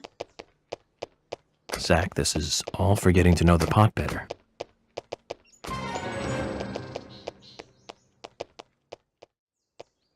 Hey, Sigourney. I'm glad you're here. My pot, it's getting cold. Please, let's get going. Here we go again. But it's okay. I need to get to know more about the pot, after all. Very well, then. Hurry up! Look! My pot is getting cold! She's showing up farther and farther away from her home. I'm sure York would accuse her of testing us or something. He sure does. Look! My pot is getting cold! Zach, has she been roaming farther and farther away from her home? Is she testing us, perhaps? Okay, we got the last cold pot mission. Hey, Sigourney. I'm glad you're here. My pot, it's getting cold. Please, let's get going. Okay, but just give me a minute. When do you think I'll be friendly enough with the pot? This is the last time. So go! Hurry! What'll you do if my pot goes cold? The last time. Finally. I'm just sad that York isn't here to see this. Hey, don't worry. You guys are not missing anything. What'll you do if my pot goes cold? Did you hear that, Zach? This is the last time. The mystery of the pot shall soon be answered. And the conversations at the end are the exact same. And this is this last side mission I could find that had a difference to it. Looks like someone else can't sleep around here. But why leave such a comfy grave?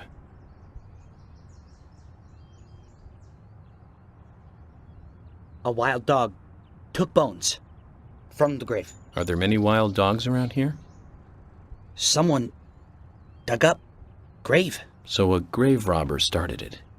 And then in comes the wild dog. Skull, breastbone, hip bone, left hand, right hand, left leg, right leg, 7 bones. Taken by dog. Agent, could you find them? I can't. But need them. Back. You're the keeper of the graveyard. I understand your disposition, but I have my own job to do. Please, Agent, look for bones. I can't leave here. Please. I beg you. Add that to the list of things preventing me from heading home.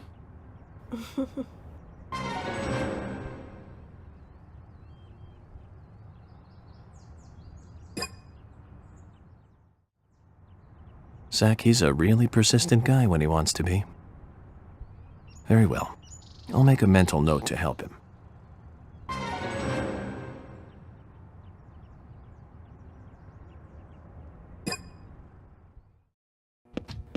Okay, before we head over to the hotel to sleep, there was something else I wanted to show you guys out here.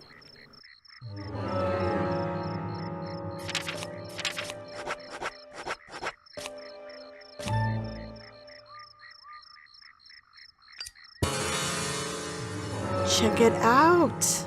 It's after midnight and no enemies and no doggies falling from the sky. Pretty cool, huh? So this is what happens whenever you enter the hotel. You'll get this night cutscene.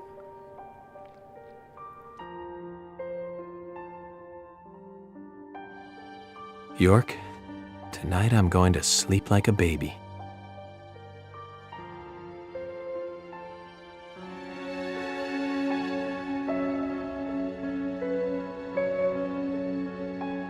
You're given the option to end the game right here and now, or continue along your day. Zach, it's over. All finished. It's time for you to leave town. Are you ready to go? So we're not going to end the game. There's still a lot I need to do. So we're going to All right. Say no. Take as long as you need. I'm on your side no matter what. Good night, Zach.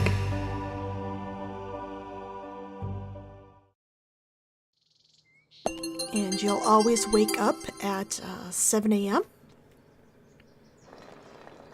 So I believe it's raining. So we're going to go ahead and get all of Polly's rainy day conversations done. And then we're going to head back to bed and then attempt to do all the rainy day conversations for the other characters. So the only way to talk to Polly is to go into the hotel, deny leaving the town, and then you're just in the hotel. And as soon as you leave again, you try to return to the hotel, you'll jump back with that in-bed conversation. But let me show you the little lightsaber. I won't be able to really fight anything with it, but I thought I could at least show you what it looks like.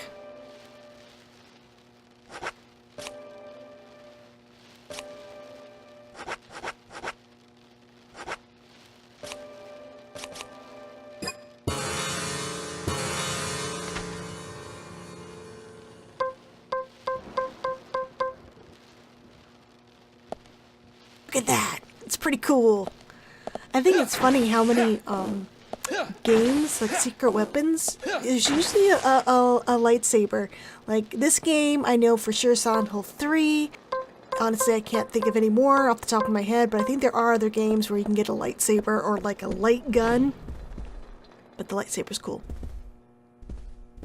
This is cool. Is it me or has a sapling grown somewhat?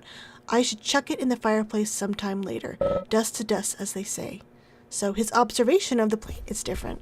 It looks the same to me. But as we know from the little scenes with the granddaughter, it doesn't look like Zach gets rid of it. It sits on his fireplace for some weird reason. I'd get rid of it myself. Well, it doesn't matter. I'm not going to leave the hotel, so we're going to go ahead and do all of Polly's conversations. Oh, hi.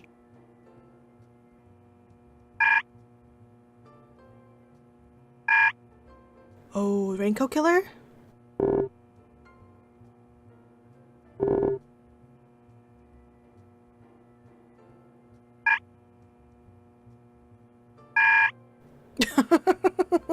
Guess not.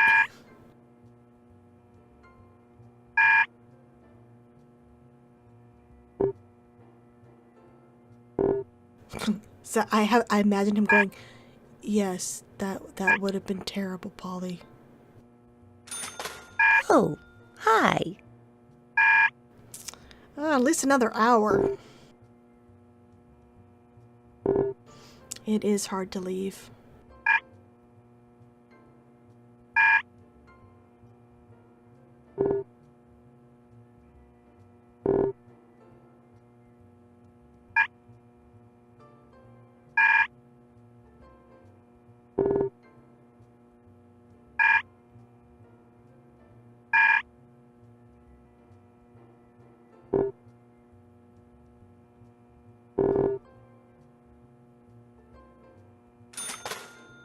Oh, hi.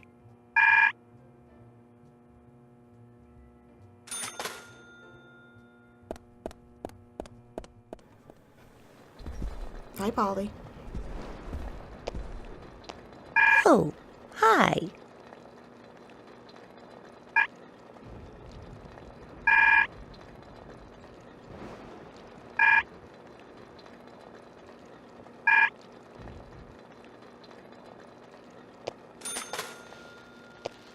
Oh, hi.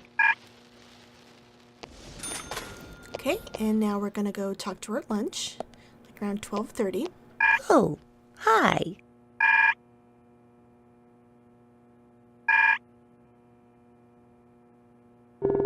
Oh.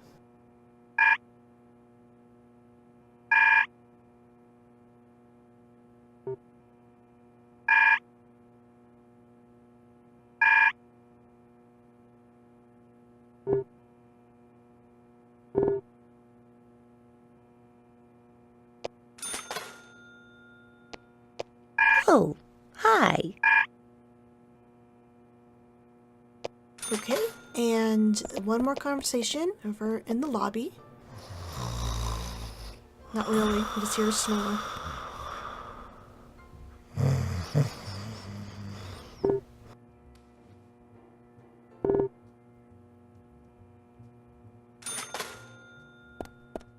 And now it's next day, rainy. We got a bunch of people to talk to. Hello. More cryptic words from Brian. Okay. Now let's head over to Jim.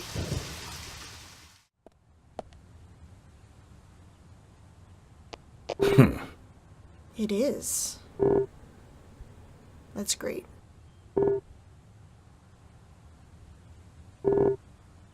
Well, thank you. Oh, he apologized. Okay, Fiona's rainy day traveling conversation.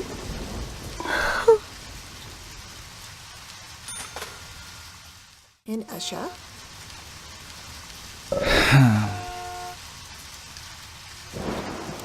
Alright, and let's go talk to them in the hospital.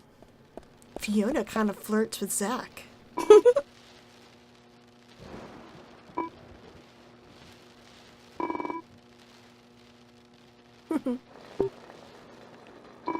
Yes, I know. Usha.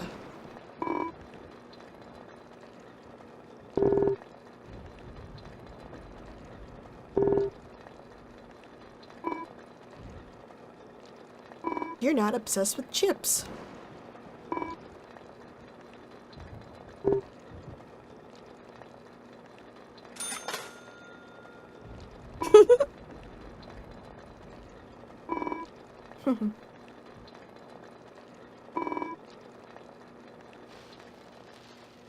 Alright, let's go check in with Usha.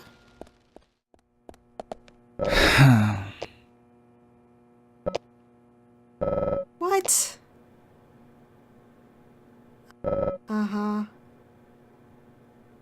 No, I don't believe you.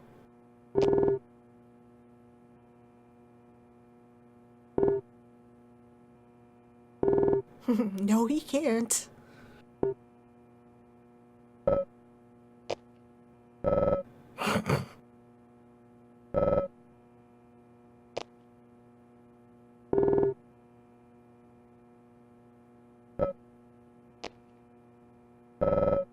Really, Fiona? She doesn't want you to die from malnutrition.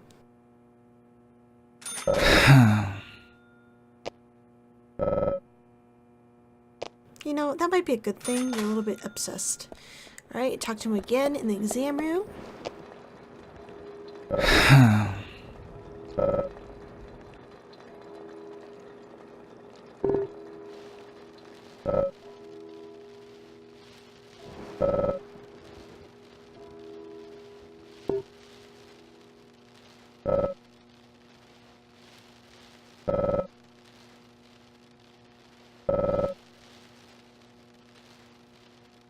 Yeah, that is pretty gnarly.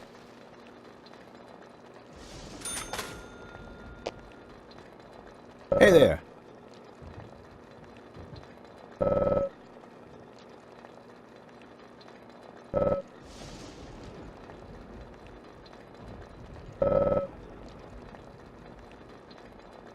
Alright, next up, we're gonna visit with the Ingrams.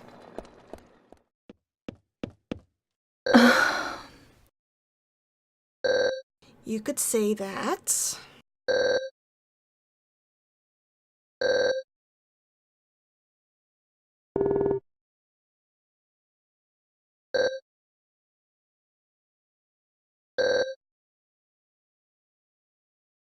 You'll be hard to forget. Hi there.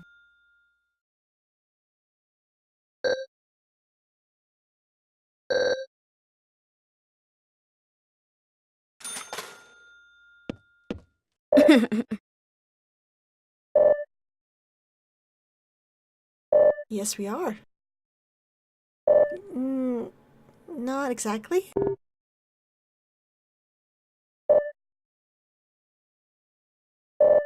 I do too.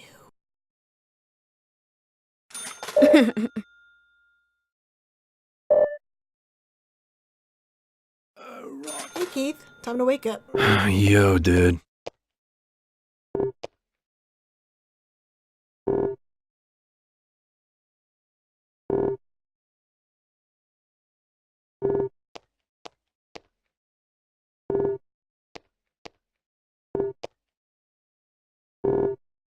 Alright, I'm ready.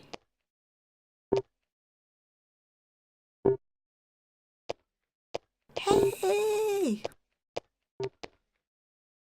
Hey! Come on, Zach, hey!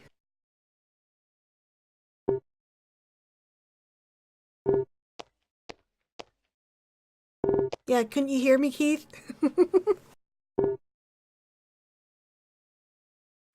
Hey, bro! Yay! I'm so glad. Next up, we are going to visit with the Cormacs. Check in with them, see how they're doing.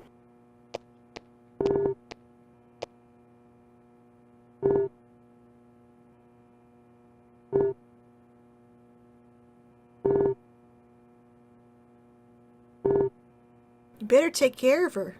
Don't make her worry so much. Huh?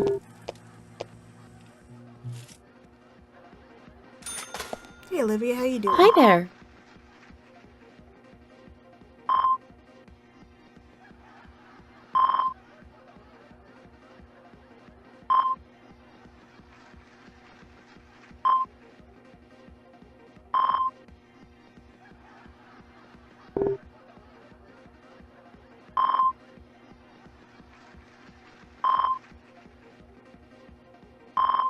Wow, what a charmer.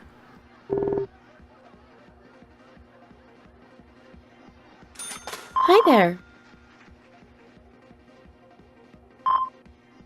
Well, I'm glad you're happy. I still think he's a dick. You're a dick, Nick. Why'd you call her a dummy?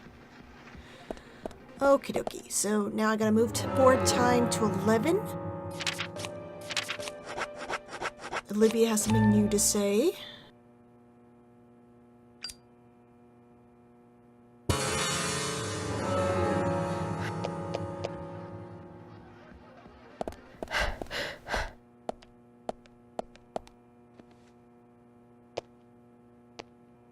Huh? Oh, he just repeats. Okay, so Olivia has something new. Hi there. That is pretty pathetic. I'm sorry. What? You have never washed a shirt? Dude.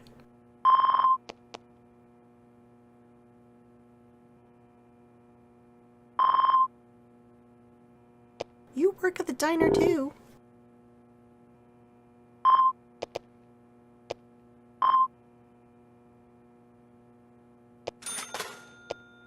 Hi there. Aw, it's so nice seeing her so giddy. I'd have to disagree with you there. Housework is never fun. Nick, you're my way. Alrighty, so next we're going to talk to Quint.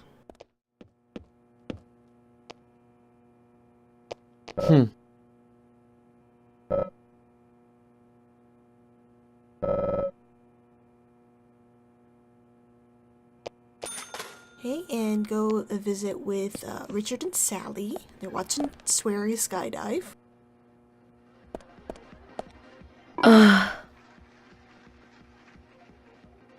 Oh.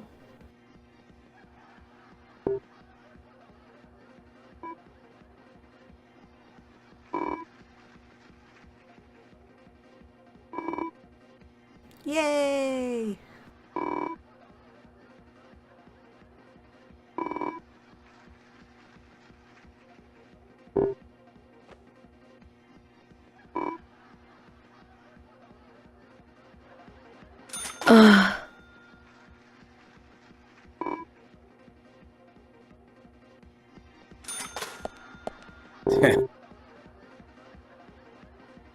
Okay, and now let's go talk to Jim.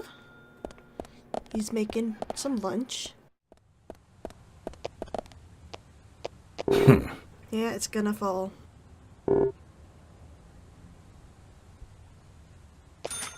And he has another new thing to say at 1300.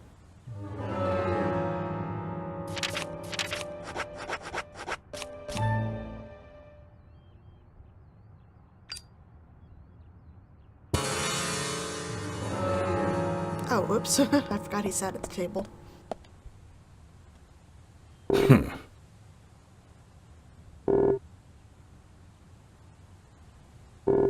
He really likes Liar's house.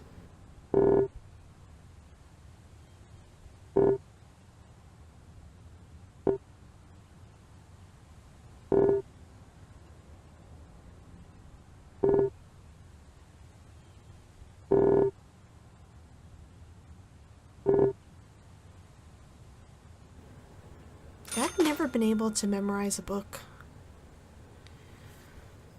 Even my favorites, like, I don't know them by heart. I mean, I know certain, passages maybe, but not the whole book. What about you guys? Have you been able to memorize a book? Alrighty, so next we're going back to the Cormacs. Huh? Good.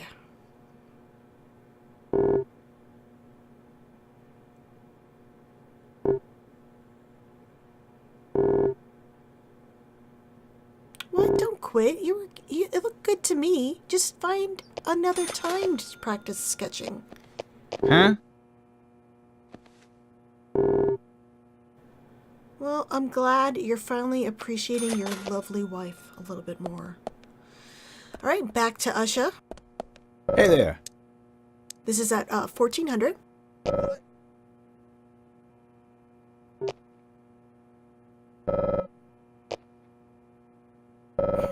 He really wants to play chess.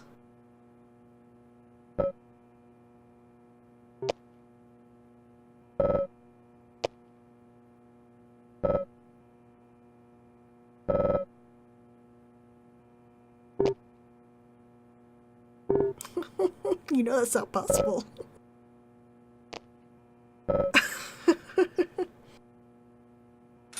Hey there. Poor Zach. It's not an excuse. It's reality, dude. I'm sorry.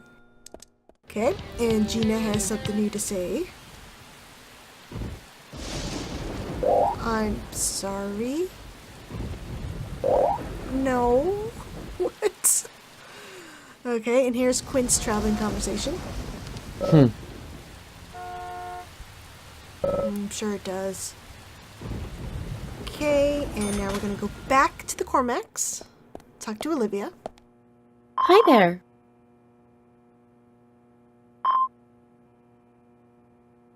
Oh, that's good to know, Olivia. Hey, Nick. Huh? Okay. Okay, bye. Well, that's the last conversation we can have with them. And Brian. Hello.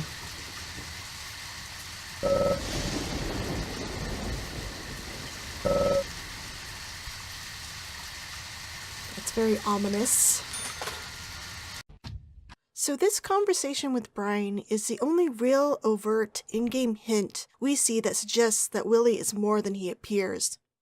It's pretty creepy and gives new meaning to some of Kaysen's high praise for his dog during Chapter 21, like how he would be a great businessman and how he can't remember a time when Willie wasn't around.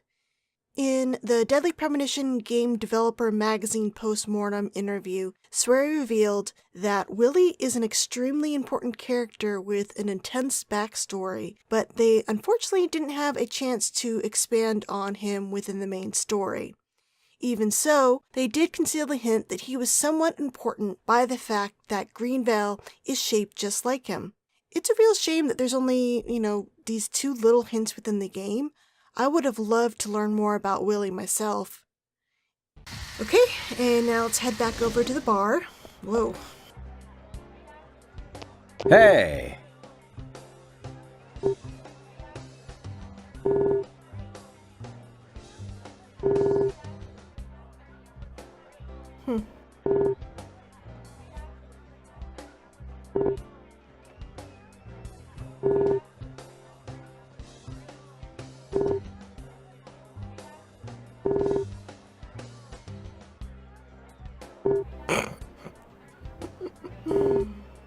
He sure does.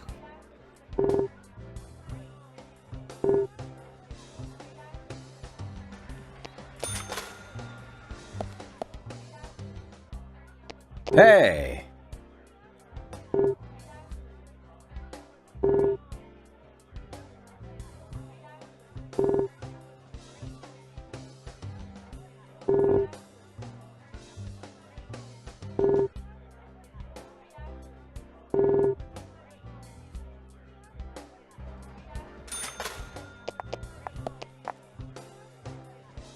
Hey!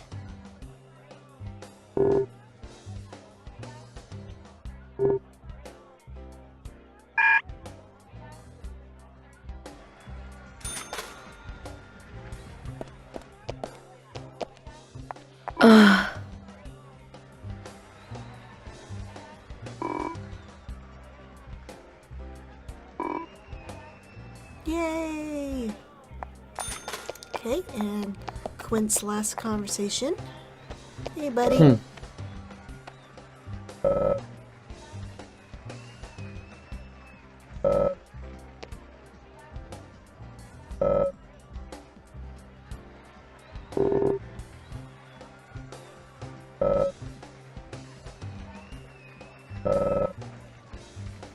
Yep. I'm glad I was able to prevent you.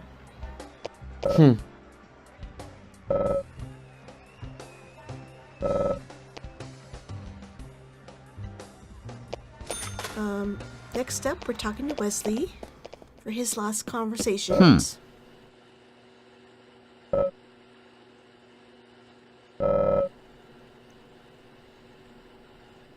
Ooh, Nevada. Okay.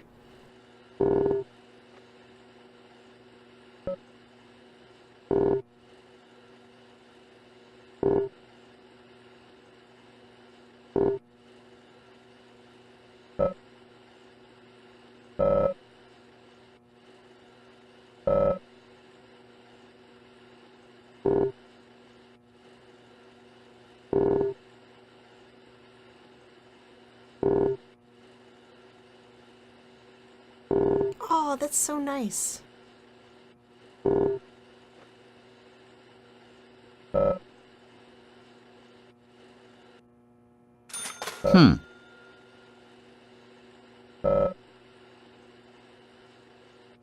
Nope. That was it. I just want to talk to you. See you around, buddy. Next, let's do our leftover Clear Day conversations. We got Michael. Yes?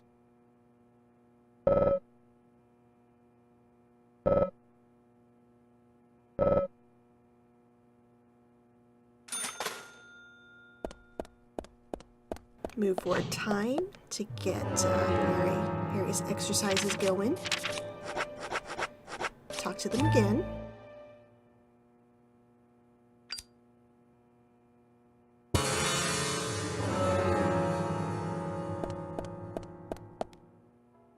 Yes?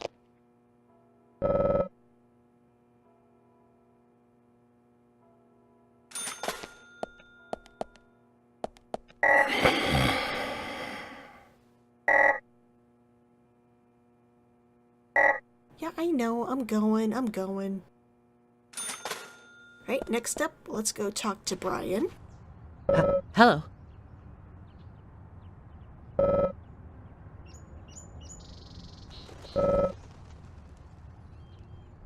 Because he doesn't deserve to be there. Okay, and Jim, he's fishing.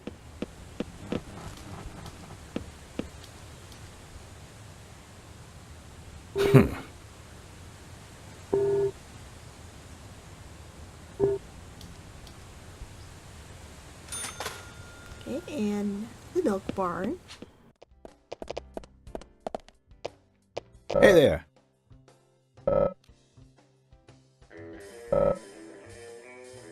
Yes, I know.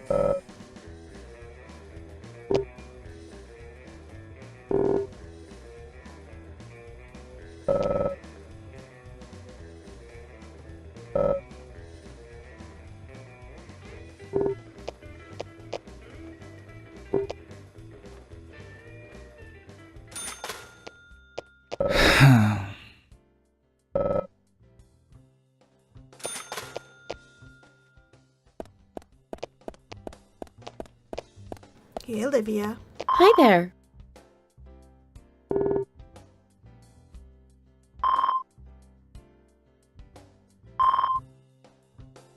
Yay!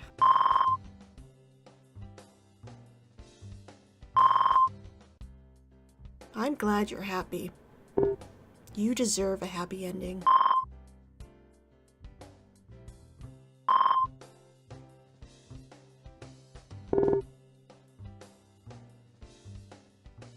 Okay, and let's go ahead and get their traveling conversations. Usha's first. Hey there. Okay, that was it. Alright, and let's get, Olivia.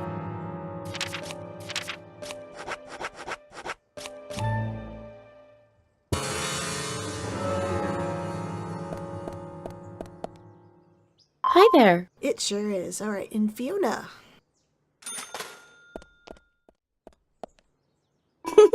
I don't know, I see a lot of clouds, actually. Alright, and Michael. Yes?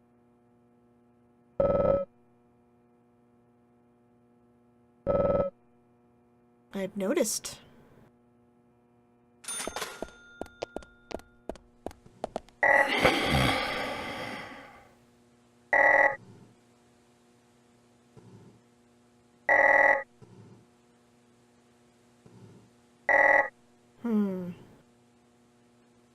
Alright, and finally, this is their last conversation, optional conversation of the game.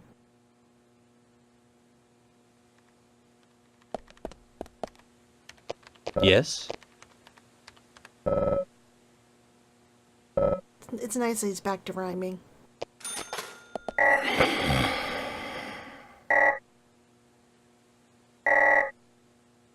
Yeah. Alrighty, so now we need to get all of Polly's conversations. So this is a new day, 7 a.m. Oh, hi.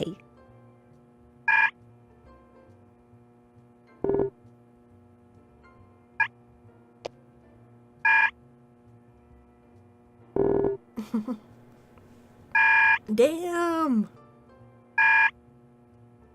She wants us to leave.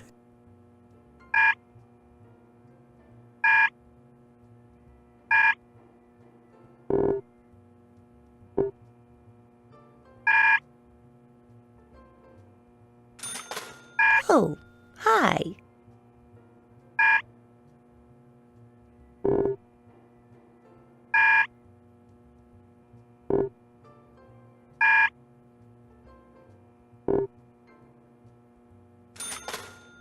Oh, hi.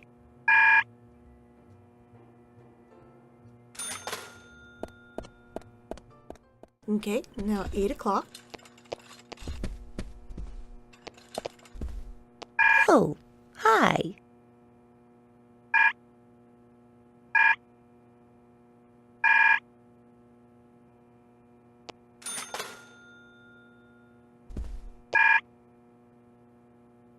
And next up is my favorite. We get an explanation for why she keeps mishearing us. Oh, hi.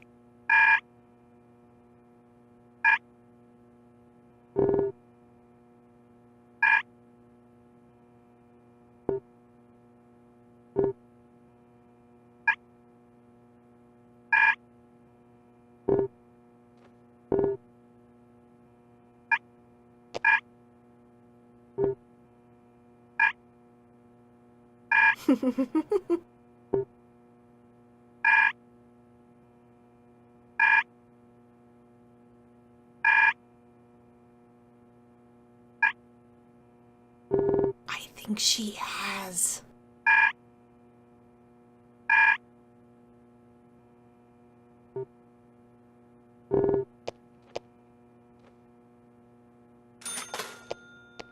Oh, hi. Alright, and now for our last optional conversation. Oh, hi. Oh my god. And it's Polly just snoring. What a way to close it out.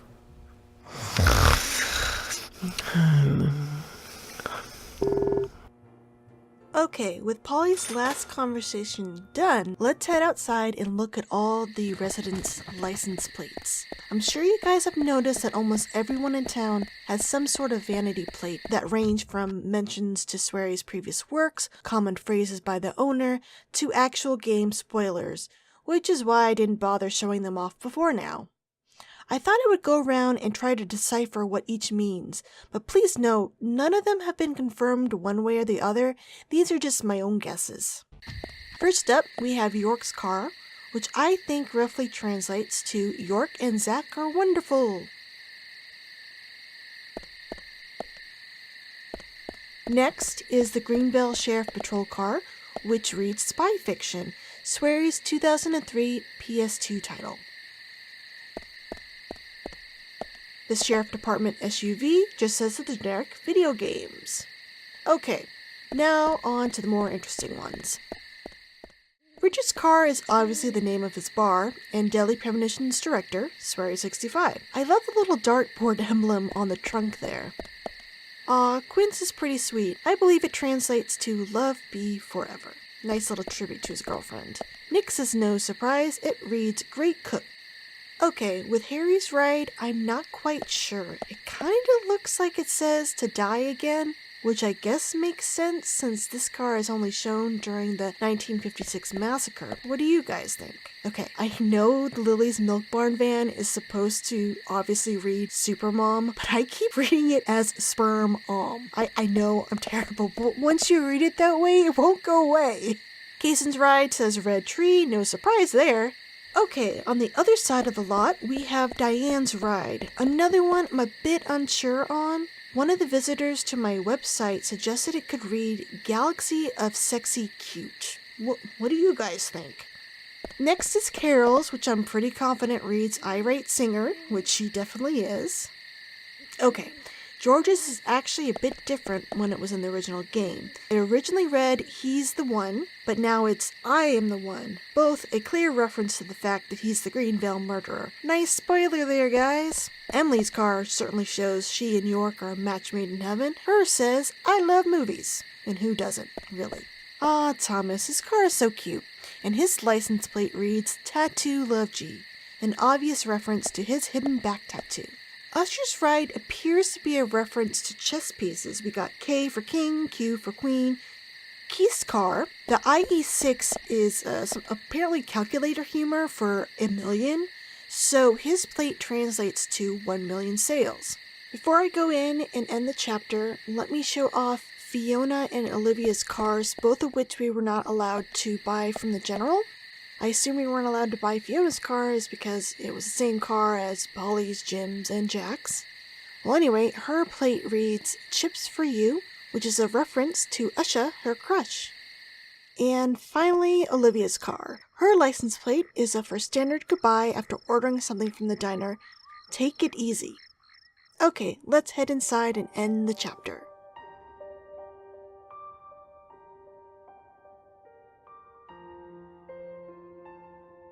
Zach, it's over. All finished. It's time for you to leave town. Are you ready to go? Then this is goodbye, Zach. Thank you for everything. Good night, Zach.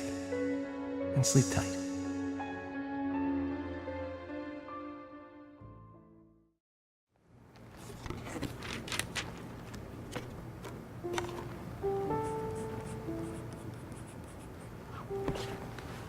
Kaysen was in that photo the entire game. Polly, what's that picture? Oh, that. We took it when the clock tower was built. 50 years ago? That's right. That's me in the middle. I was pretty popular back then. Men were always around me.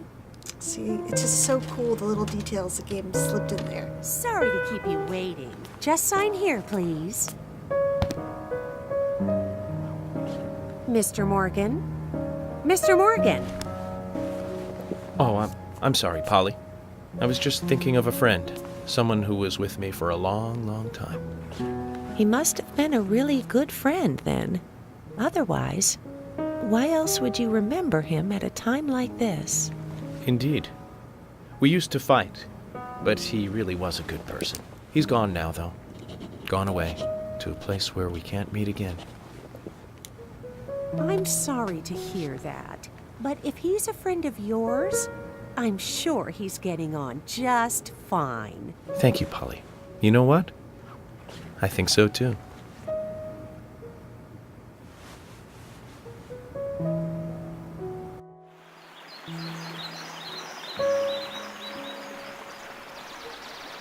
Apparently Zach is walking home? What the hell? You're not gonna drive out of town?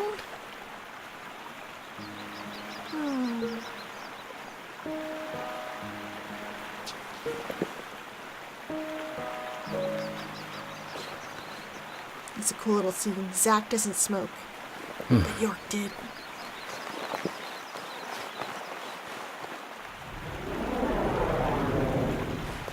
Looks like he's gonna hoof it back to Quantico. Ugh, Willie.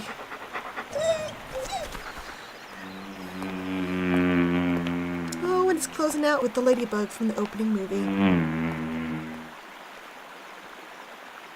But since this is the director's cut, this is not it. We got some extra scenes coming.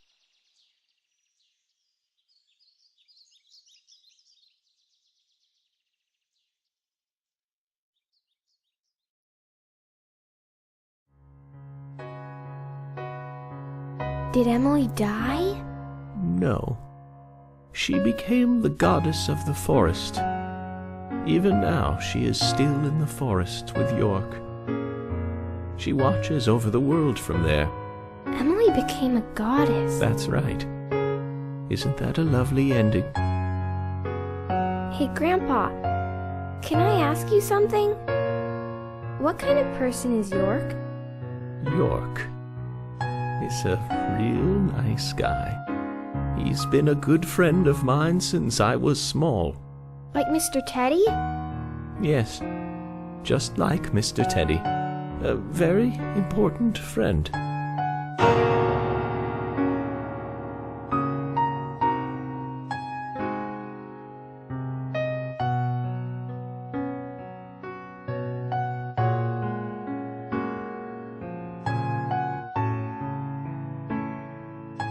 Emily! It's almost time for dinner! Take your grandfather's dinner up to him, will you? Yes, Mom.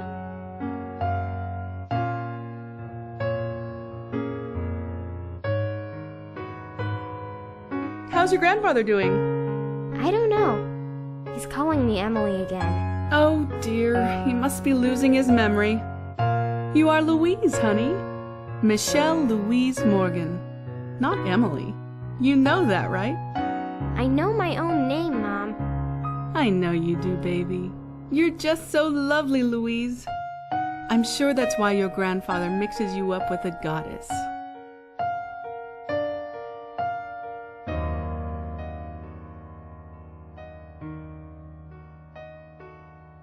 Mom, where is the goddess? I don't know, dear. I'm not much like your grandfather. Is there even such a thing as a goddess? I believe so, but I've never met one. Mom, you're so pretty. You look like a goddess. Oh, thank you, honey. If I am a goddess, then you are an angel. So obviously the credits in the original game did not have this extra dialogue between Louise and her mother, since it ties in with the extra filler scenes in the director's cut. I gotta say, I think if you just go straight to the hotel in this chapter, you get a lot less closure than you do if you go around talking to everybody. I feel a lot better leaving Greenvale knowing how well everyone's gonna go without Zach. You know, just leaving, going to bed, you have no idea. You know, what do you guys think? Do you guys think maybe the ending takes on a different tone if you go and talk to everybody versus just going straight to the hotel and leaving the town?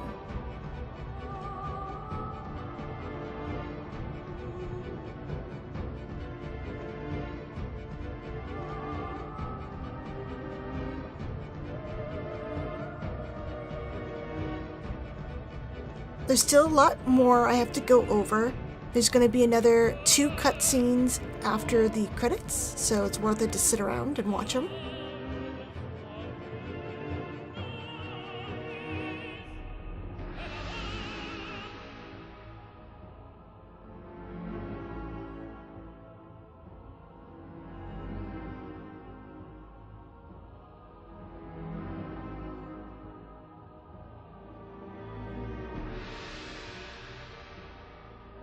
I really like how they highlight the first letter of everyone's name, so you know that they made a character for each letter.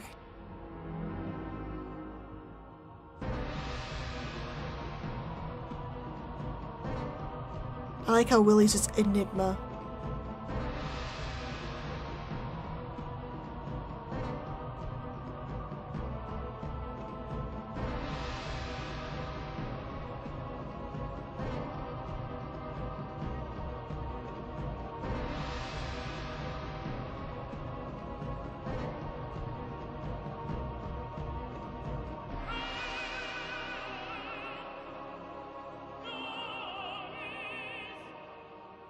What I find really interesting is that this vocal version of the Greenvale track, it's only heard in the director's cut credits. I kind of wish it was included with the director's cut soundtrack.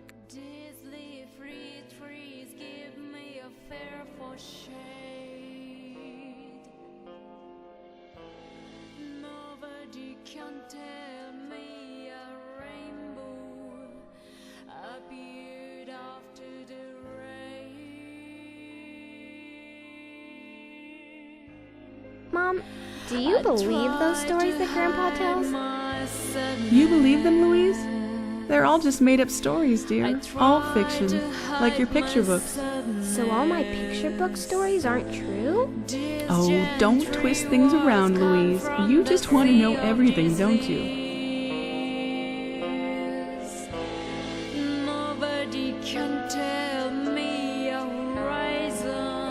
Here, take this dinner to your grandfather. Go on while it's still hot. Mom, I understand what Grandpa's talking about. I've got Mr. Teddy, just like Grandpa's York. Very nice, dear. Now off you go. Hold it straight or you'll spill the soup. I've got it. The digital media lab logo looks like a sperm.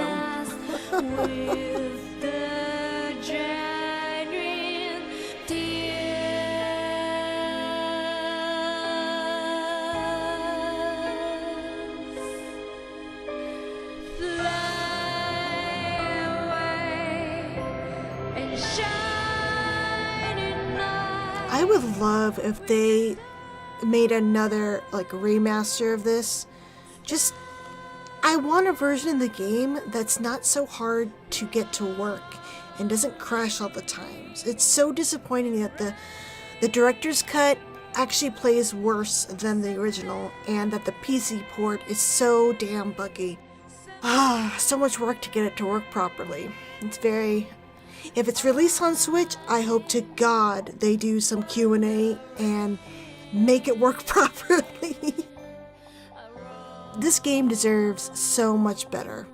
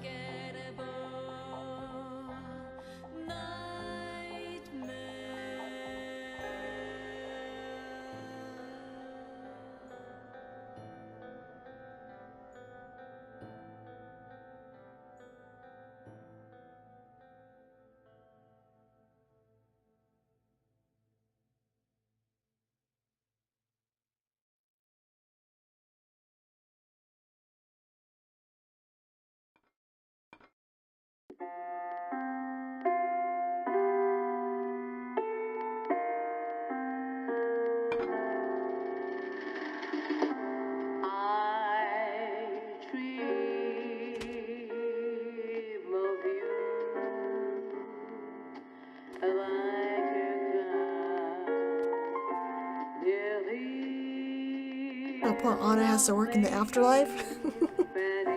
And our hair is just going ballistic.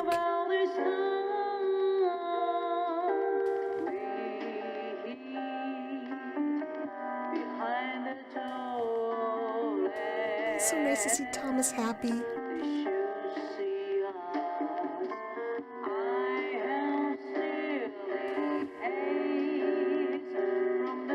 Aw, finally a kiss! And everything after this point was added in just for the director's cut.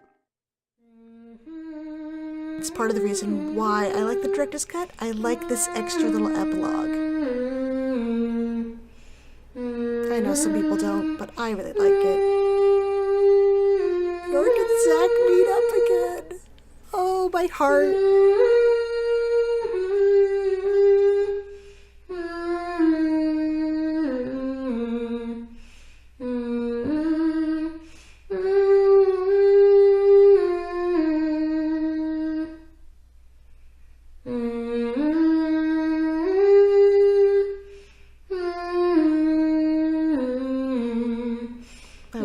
With all those inane filler scenes just for this.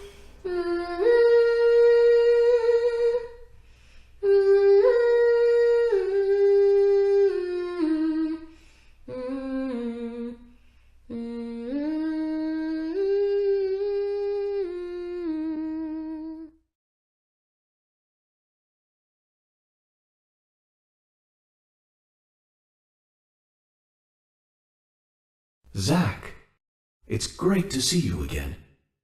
How many years has it been? I've been close to you the whole time. You probably couldn't see me, but you felt my presence nearby, right, Zach? I never thought you'd get married and have a family. Quite a surprise. I spent years honing my profiling skills, but I never saw that one coming. That's what makes humans so interesting. There's another hint, he's supernatural. And that's why I just can't leave you guys alone. More than anything else. Seeing you look so happy is the best thing I could ever ask for.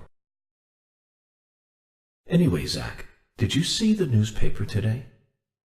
As it turns out, over the last 3 months, there's been a string of bizarre incidents near New Orleans. Residents there are reporting a sudden strike of nausea, and then they completely lose control of their bodies. Some have already had 2 months of only being able to walk backwards. Does that make you feel anything? It makes me feel something. I know you feel it too, Zach. Makes me feel of a sequel coming on. It doesn't matter what you choose, York responds in the same way. Okay, Zach. I thought that's what you'd say. Well then, it's time to wake up, Zach.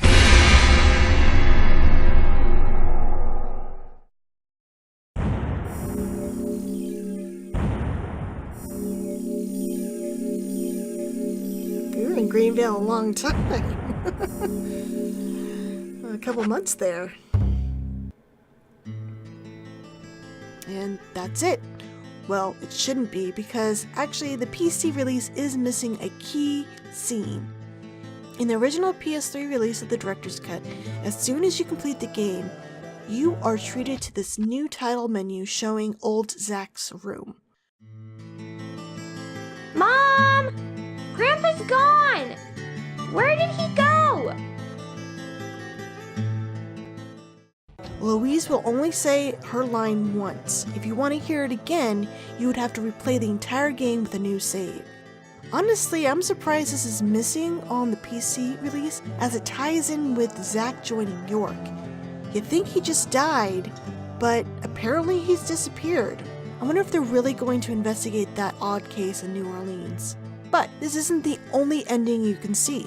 If you reload your game, choose resume, and then finish chapter 26 again, you'll see something a little different this second time around. The game will forego the usual ending cinematic, and you will see a character or groups of characters appear in a purple void and repeat a line of dialogue spoken during the game, and add a small item or weapon to your inventory. The characters who appear are random, but there only seems to be 8 variations that will appear. We have Valentine and Xander Morgan, and you get magnum bullets and a donut. Harry. Zach, no need to worry about that.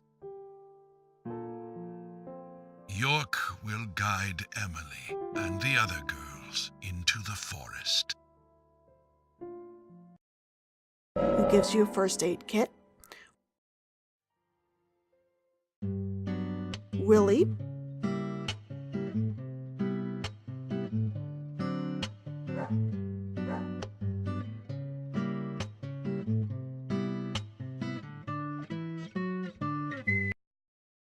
Who gives you some beef. Sigourney. Then you have truly come to the truth. I knew you were a fine student. But you must never tell anyone else what you have learned here today. Gives you shotgun shells. The Twin Angels.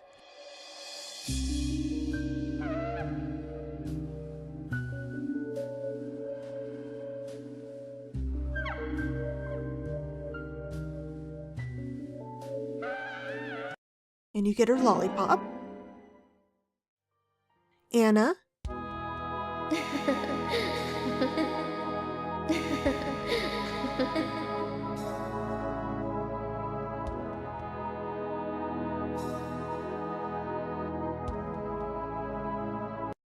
Hands over a coffee, Black. And then you got Thomas, Carol, Becky, and Diane. You also need to have more fun. I'll play with you a little if you like.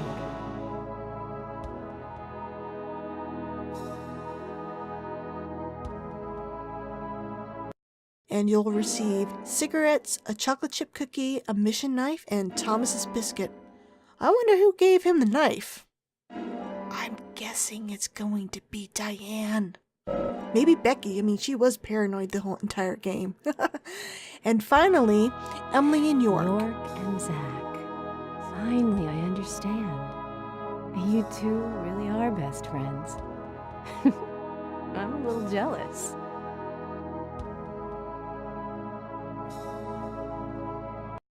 And you'll receive a cigarette and Emily's bagel sandwich. But don't worry though, it's still possible to see the original ending cinematic.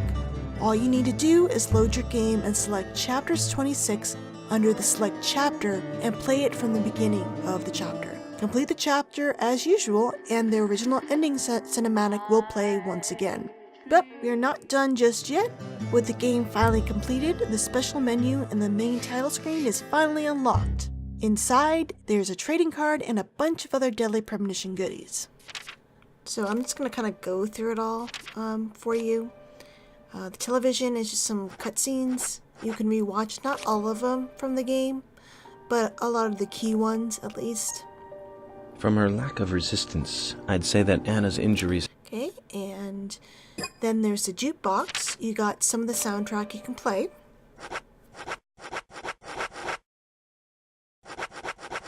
Let's play Life is Beautiful, of course.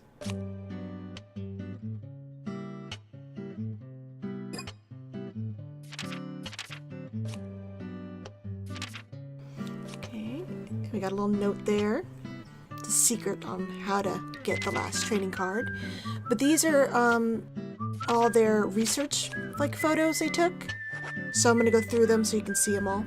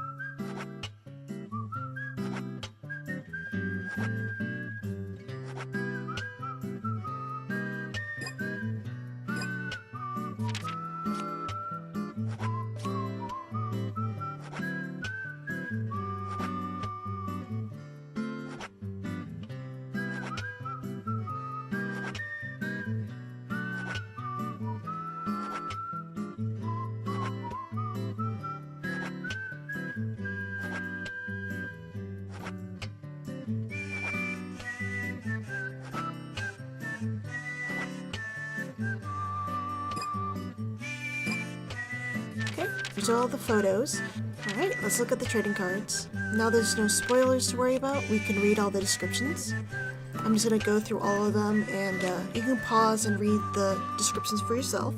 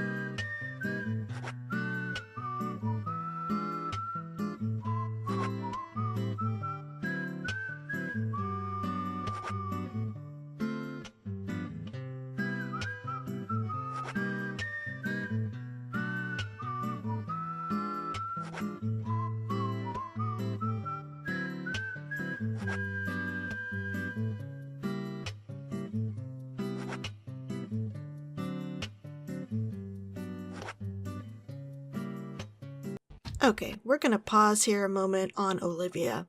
This description for her has been bugging me for years. I just could not figure out what Olivia's shadowy past might entail. Did she kill someone? Did she come from a broken home? Work the streets before marrying Nick? There were no clues within the game, and it drove me nuts. I even tried asking Swery directly a couple times about it, once during a Destructoid Q&A, again in person at the Director's Cut press tour, and still, I couldn't get an answer since he could never remember exactly what the card said. But I finally got an answer during a Reddit AMA this year, and it was just a translation error. Kinda anticlimactic, but what he originally wrote was that she normally acts cheerful, but sometimes she becomes very negative. The Japanese is kage ga aru, which Google Translate says it translates to there is a shadow, but Nick supports her. Yeah, kinda anticlimactic, but I'm glad I finally have the answer after all these years.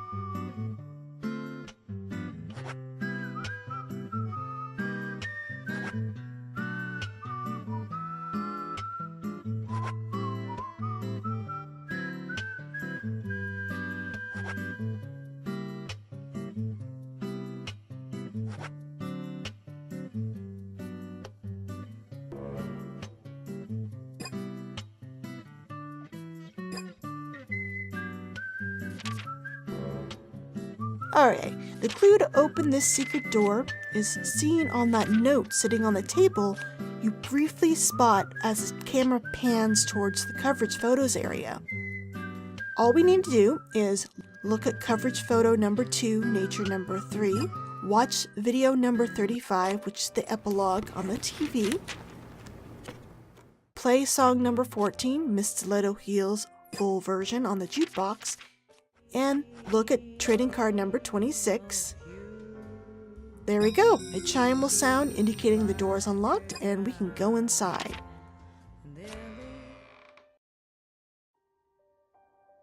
Zach will be inside the white room once again.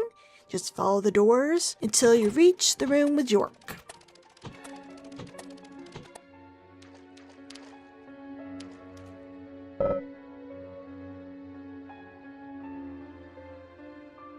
Just talk to York and he will give us the last card we need for our collection.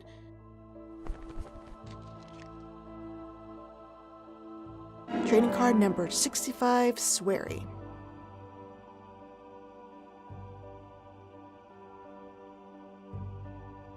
It's so good seeing York again.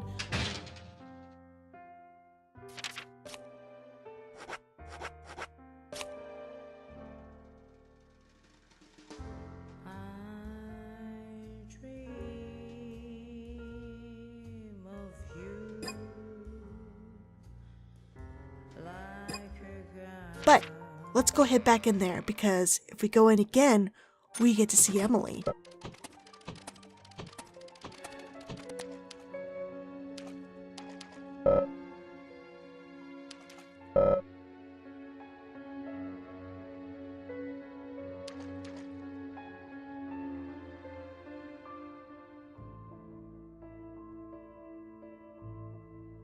Oh, it's kind of sad though. I wish they would speak to us, but it's still nice to see them both.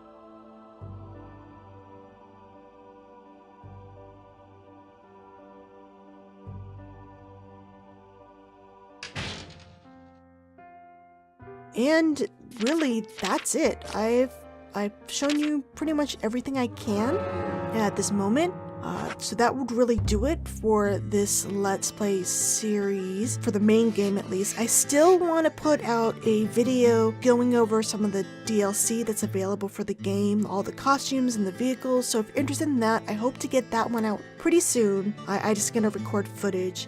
And down the road, I also want to make a sort of a plot summary video as well, and kind of point out all the nifty clues that were in the game if you were observant, that you could guess who the killers were and some of the big reveals of the game. So I hope you guys will stick around for those, but if not, I just want to thank you again for joining me on my journey again through this game, and I hope you enjoyed it. This will definitely not be my last Let's Play. I'm actually opening a separate YouTube channel called Whitney Plays, where I'm gonna play through other games. It won't be limited to just sweary titles and whatnot. I'll add a link to the description to the new YouTube channel, and I'm also going to add it on the side of the channel bar. So I hope you guys will join me again for any new games I play. It was really great reading all your comments, and I had a lot of fun putting this together. So I hope it gave you a new appreciation for how detailed this game was. So just thanks again for watching.